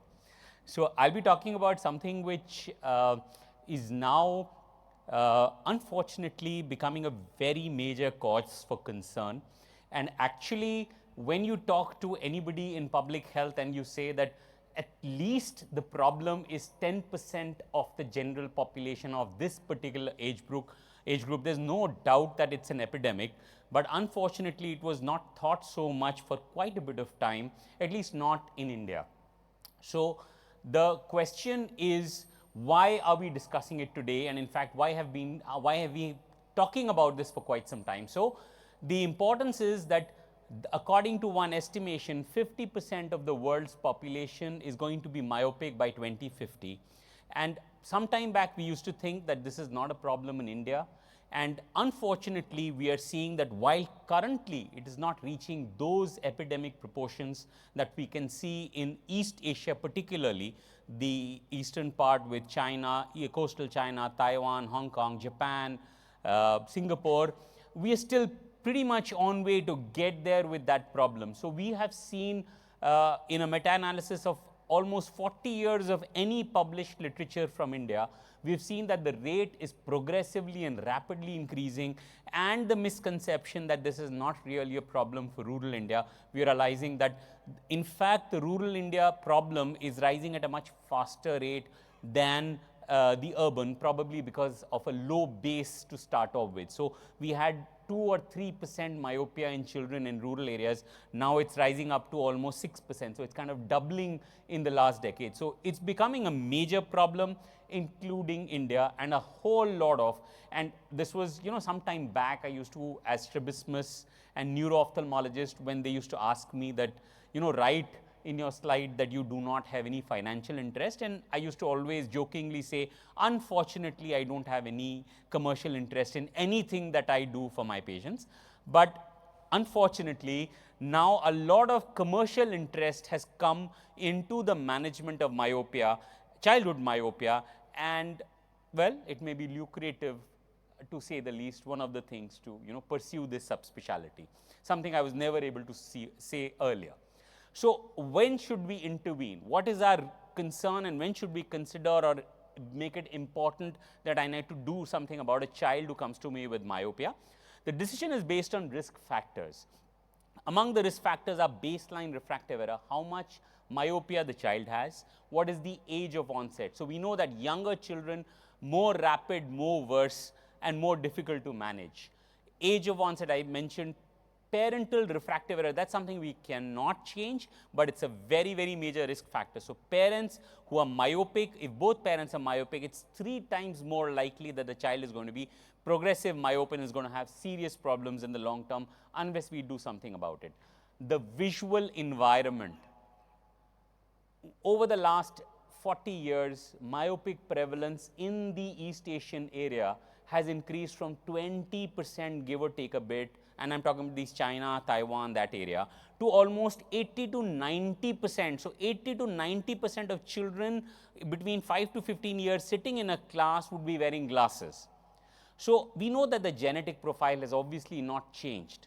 Genes don't change within a few decades. The environment has changed. So it's become more constrictive, more indoors. And that's what is the visual environmental consideration. So each child has a different visual environment, and we need to look at that and understand and decide how to intervene. And finally, my intervention, bottom line, is based on evidence of progression. Once I have proved that the child is progressing, I intervene. Treatment of myopia is giving refractive correction. Treatment of progressive myopia is what we are going to start discussing. So the first thing is other factors that are important, other risk factors. We talked about a pre-myope. Now there is a very clear definition of somebody who's called a pre-myope. It's a child who is likely to become a myope in the short or intermediate term. There are a lot of ways we can define it, but one of them is that he's actually a low hyperope for age. So by 6 years or so, if he has only 0.75 diopters or less of hyperopia, he's likely in the next few years to start, kind of bridging the boundaries towards myopia. So he becomes a child of concern. Of course, younger the age of onset, more rapid we know the myopia progresses. Parental history I talked about. Female gender is somewhat at a higher risk for developing and progressing myopia, maybe lifestyle related, difficult to pinpoint at the moment. And ethnicity, there is a huge variation in the percentage of prevalence of myopia, hugely common in East Asia, and now shifting towards the Indian subcontinent and the Caucasian population, and last probably in Africa. So again, probably again lifestyle, but this is the ethnicity differences that are there. So we talked about the environment, the visual environment. These children tend to spend less time outdoors, more time at home, indoors, doing activity, a lot of association of near work with progressive myopia, anomalies of binocular vision and accommodative lag. Now, still at the moment, we are not sure. These children have an accommodative lag. It's a little surprising. You don't try to associate a myopic child or a child at all with near vision problems. But these children have an accommodative lag, which means they are not accommodating enough when they're looking for near. So now whether it's just an association or a causative factor, we are still not sure. Intervention modalities were introduced to overcome the accommodative lag and the anomalies of binocular vision, which essentially meant esophoric children, but they weren't found to be that effective. So as I mentioned, we're not sure of the cause and effect association, but yes, it exists. Other attributes and other things have been kind of offbeat associated in case reports in small studies, but none of them have been actually consistent. So now we talk about prevention. So our first step is, how do we prevent the onset? First, to prevent the onset, and then to talk about progression. So identify the pre-myopic child. The question is, identify that child at risk of becoming a myope in the future. Low hyperope I talked about. One or both parents myopic, spends less time outdoors, a lot of near activity, may not have binocular vision problems. There are a lot of studies underway, some of them including from India, which are trying to look at the intervention modalities and how they affect a pre-myope. But I would say in the Indian context, based on the prevalence that we have and the rate of progression of the general population, I would still err on the side of doing an intervention where the cause is.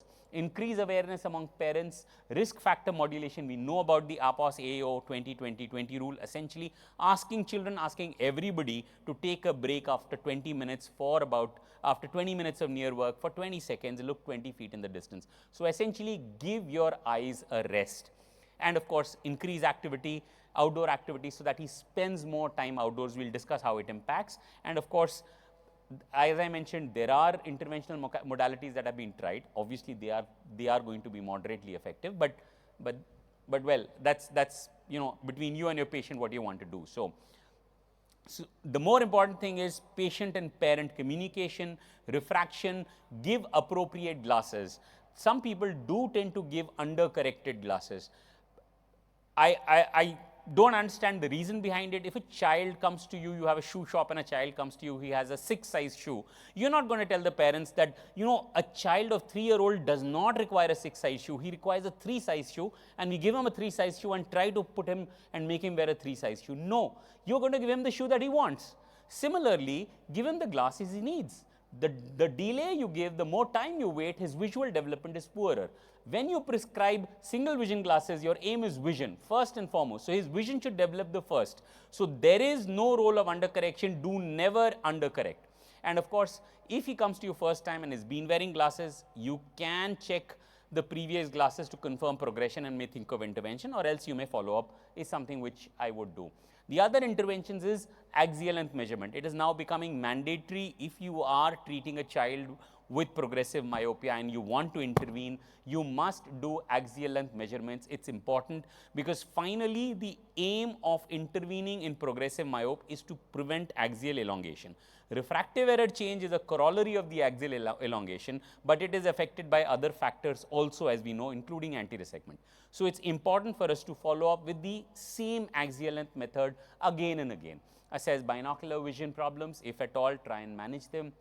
Ocular health important if you're looking at contact lenses as a potential intervention, pupillometry if you're looking at atropine as a potential intervention, and of course fundus as a baseline because probably they're going to be moderate myopes or something and you want to know. Your treatment is based on risk factors, conditions, most importantly the economic status. At the moment there is nothing in the various interventions I tell you where one thing weighs over the other, so you can try whatever you want to start with. More importantly, as I mentioned, it's the financial condition and the compliance of the parents and the children. The first one I'm going to discuss about is optical interventions, spectacles. So single vision glasses are not the intervention for progressive myopia, they're only the intervention for myopia. There are a whole lot of spectacles, we'll just discuss how they work, and contact lenses of various kinds. As I mentioned, no evidence undercorrecting, optimally correcting has any impact on progression. So this was the idea behind, this was the concept behind the accommodative lag that we see and a possible reason why it was causing myopia. So we know that when the child was looking for near, he was not accommodating enough. The image was forming behind the retina, a kind of hyperopic image which was causing the eye to elongate. So this was the concept behind this. Unfortunately, it did not bear fruit, and So these glasses are not really recommended unless you have a clear-cut case of a strong esophoric child where you may consider these things, or a clear-cut child with accommodative lag. So this was the concept on which things were based now. This was an uncorrected myope. I can't seem to, yeah, this is an uncorrected myope where the image is falling ahead of the retina. This is a corrected myope.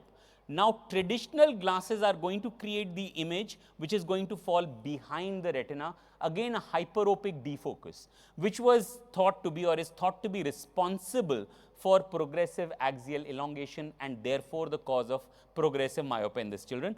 And the new glasses that have been planned are to overcome this problem. So how do they do it? They have a plus add in this mid periphery. So they have a central clear single vision zone where the child is able to see good for near, or for distance, I'm sorry, for whatever his refractive error is. And this mid periphery has a plus add in the DIMS technology, and again I do not have any commercial interest anywhere, has a modest add which makes supposedly the image myopic and therefore prevents this stimulus from causing this feedback of axial elongation. Yeah, so that was one form. The concept behind the others is also the same. So this is Holt by Stellist. They talk about a volume of defocus. So they talk about a difference in the ray, in the amount of add they are giving as they go into periphery, because they say that the eye is not kind of round, so it's kind of prolate. So in periphery you want more add. So that's what the concept is based on. The Zeiss uses annular rings as compared to small lens sets that was seen in the Stellist and the Hoya technology.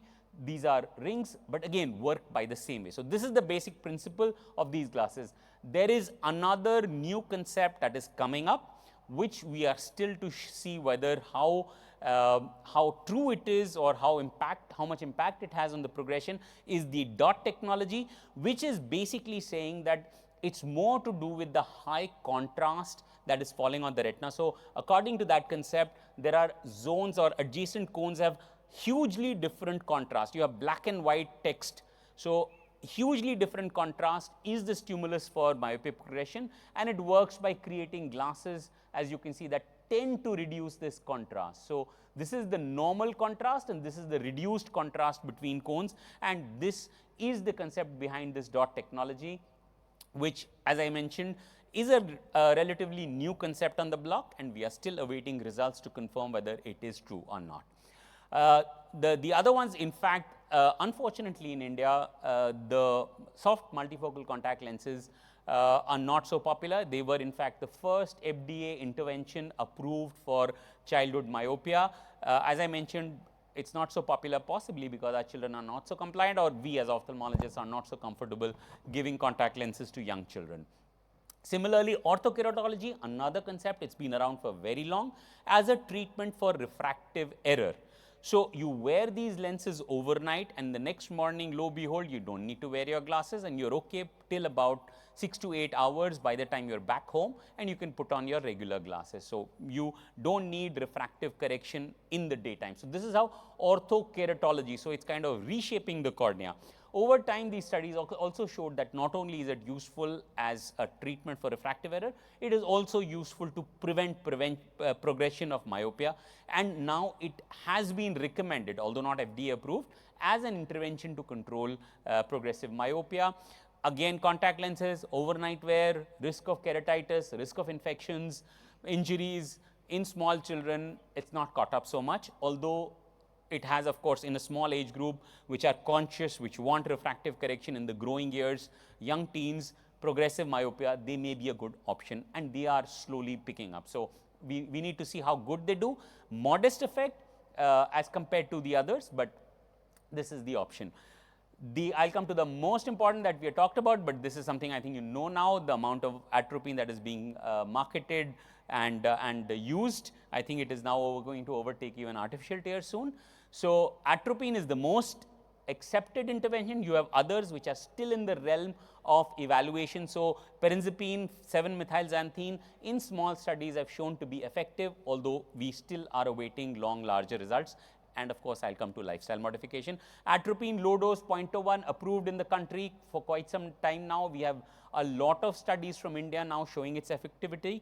It's useful and accepted as intervention in East Asia. It's still to get FDA approved. There were 2 studies from the US in the same journal, highly rated, which gave absolutely contrasting results. So we don't know its effect in Caucasians, but in the Indian population and in the East Asian, it is found to be fairly effective.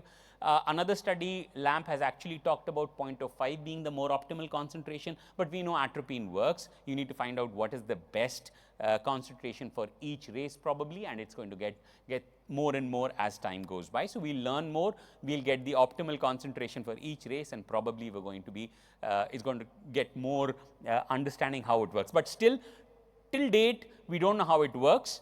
We just know that it probably works fairly okay, and that's the reason why it's becoming such a popular drug. I'll just leave you last, the most important intervention in the last, because I want you to carry this in your minds. Lifestyle intervention is the most important thing. There is clear evidence that 2 hours of daytime outdoor activity has been shown to reduce the rate of myopia progression. Definitely, we need to reduce the near work, or at least the screen time, to at least acceptable limits. We talked about breaks and modifying the visual environment. I need to decide when to treat. You need to confirm progression. Very small child may just be part of the emetropization process, or a preterm or some syndromic child. You need to be very careful before you start. Confirm progression, confirm that it's a childhood myopia. Usually childhood myopes will start myopia by 5 to 6 years of age. Younger child, be careful before you start labeling them as progressive myopes. Do a careful follow-up, at least spherical equivalent and axial length 6 months and 1 year, to confirm your progression. You stop therapy, so we still don't know when to stop therapy, frankly. You switch when it doesn't work or it moderately works. So if it moderately works, you can probably add. If it doesn't show any significant impact, you probably switch to another modality. We know that combination of optical and pharmacological works, and you stop, so we don't know when to stop. Generally 2 to 3 years, we start thinking of tapering or stopping treatment, or we know that when it's stabilized and the patient is not increasing in axial length or refractive error, we may consider doing that. These are whole lot of interventional modalities and their results in certain studies. But you need to try them out. I've given you all because, as I mentioned, there is no clear evidence that one will score over the other in any possible. We talk about peripheral hyperopia and you think of spectacles, but there is no evidence that a child has to be peripheral hyperopic for you to be effective glasses. Glasses are working in all children. Some of them do not even appear to have peripheral hyperopia. So we know that all of these work. How they work or what they are doing in different children, we still don't know. We know outdoor activity works, multifocal spectacles to a certain extent do work, atropine works, soft contact lenses and ortho-K also work. However, the most important thing is the first one: increase awareness and outdoor activity, change the lifestyle. It's the most important thing. Even before you start any other intervention, it is key that you talk about lifestyle modifications before you do anything. So this is a slogan from Singapore, which is really, struggling with keeping myopia, childhood myopia at bay. So keep myopia away, go outdoors and play. Thank you.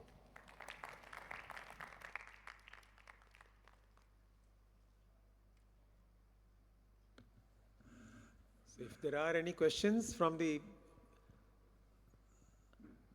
people, I think, who have been. Yes, sir. Yes.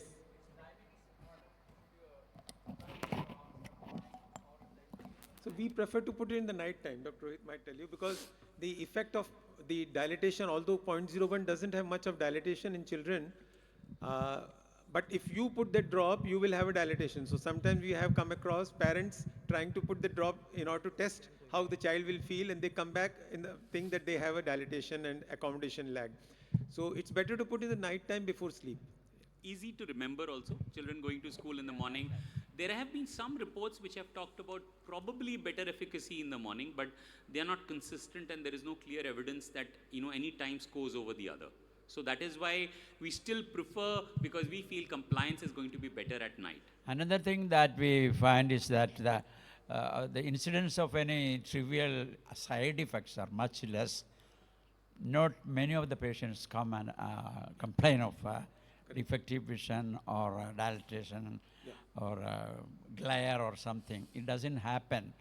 So I don't think that whether you put it in the morning or in the evening will make much of a difference. It hasn't, we haven't seen any significant difficulty in near work or in significant pupillary. There is a mild pupillary dilatation, but usually it's not associated with any significant glare or near vision problem. So at the moment, with 0.01, we know that the side effects are insignificant and no child actually stops therapy. As we evaluate higher and higher doses, there is a possibility that some of them may have more significant side effects for us to consider whether it can continue or not in that child. Interestingly, I was talking to Audrey, and even suppose if you have only 0.01, like in India, we don't have yet 0.05, and you find it's not effective, what do you do? So she was suggesting that we put it twice. So when do we put twice? Not morning and night, but in the night time only, with a gap of 10 minutes between the two drops. So that one absorbs, and then after 10 minutes you can put another drop. So that is considered better than putting in the morning and evening. So I think it works that way better for us as far as compliance, as Dr. Rohit was saying. So it's pretty good. There is no evidence-based guideline whether it should be put in the morning or evening. So from Singapore study, they have been suggesting night time. They started with night time. There were a few studies that have, very small studies that have compared the efficacy for a daytime drop versus a nighttime drop. There were small studies, and really the results have not shown to be significantly different. So we still follow the nighttime because, as I mentioned, compliance and side effects, if any, are going to be less if the child uses at night. So essentially that's why. How many of you have been using atropine drops, low dose atropine? Just raise your hands. I mean, the word of caution I would like to say, many a times it's happening that the moment you see a myope and you start putting the drops, I would say don't do that. Wait for 3 to 6 months to see a rise or a progression of myopia. All myopes do not progress. So don't, because once you start, you don't know whether it's because of the natural non-progression or it is because of the atropine and you don't know how to stop it. So be careful. I mean, only use it when you have documented a progression. So there is another thing we should remember, that when the child has a myopia, say 1 or 2 diopters at 5 or 6 years, there is a physiological increase in the amount of myopia depending upon as the age advances, the size of the eye increases. That has to be taken into consideration. It's not only because of these indoor activities and lack of outdoor activities. There is a normal progression of myopia in all children, depending on as the age advances now, because of the changes that are occurring in the, that is what we have observed, even before we were treating them with anti-myopic. Absolutely. In fact, that's why it's important to know that you cannot stop the eye from progressing even with any treatment that you give. You reduce the rate of progression. The aim of all myopia, anti-myopia or myopia progression inhibition therapy is to reduce the rate of progression. So by the time the child stabilizes by 16 to 18 years of age, we can keep it below 6 diopters of high myopia. So we know that the moment you start going into the realm of high myopia, every diopter increase in refractive error and commensurate, of course, increase in the axial length increases the risk of retinal complications. So your aim is not to reduce just the amount of refractive error in the end, it's to keep it below a particular level so that the blinding complications or the risk of blinding complications are reduced. So that's what the whole therapy is working on, and you cannot, whatever you intervene, absolutely stop the rate of progression if a child is supposed to progress. So if there are any other questions, I think we have had a good session on Eyeshala by several speakers covering various aspects, and I would like to thank you all for having that patient listening. And staying till the end. Thank you very much. Bravery Awards for the onslaught of education that you have received so far.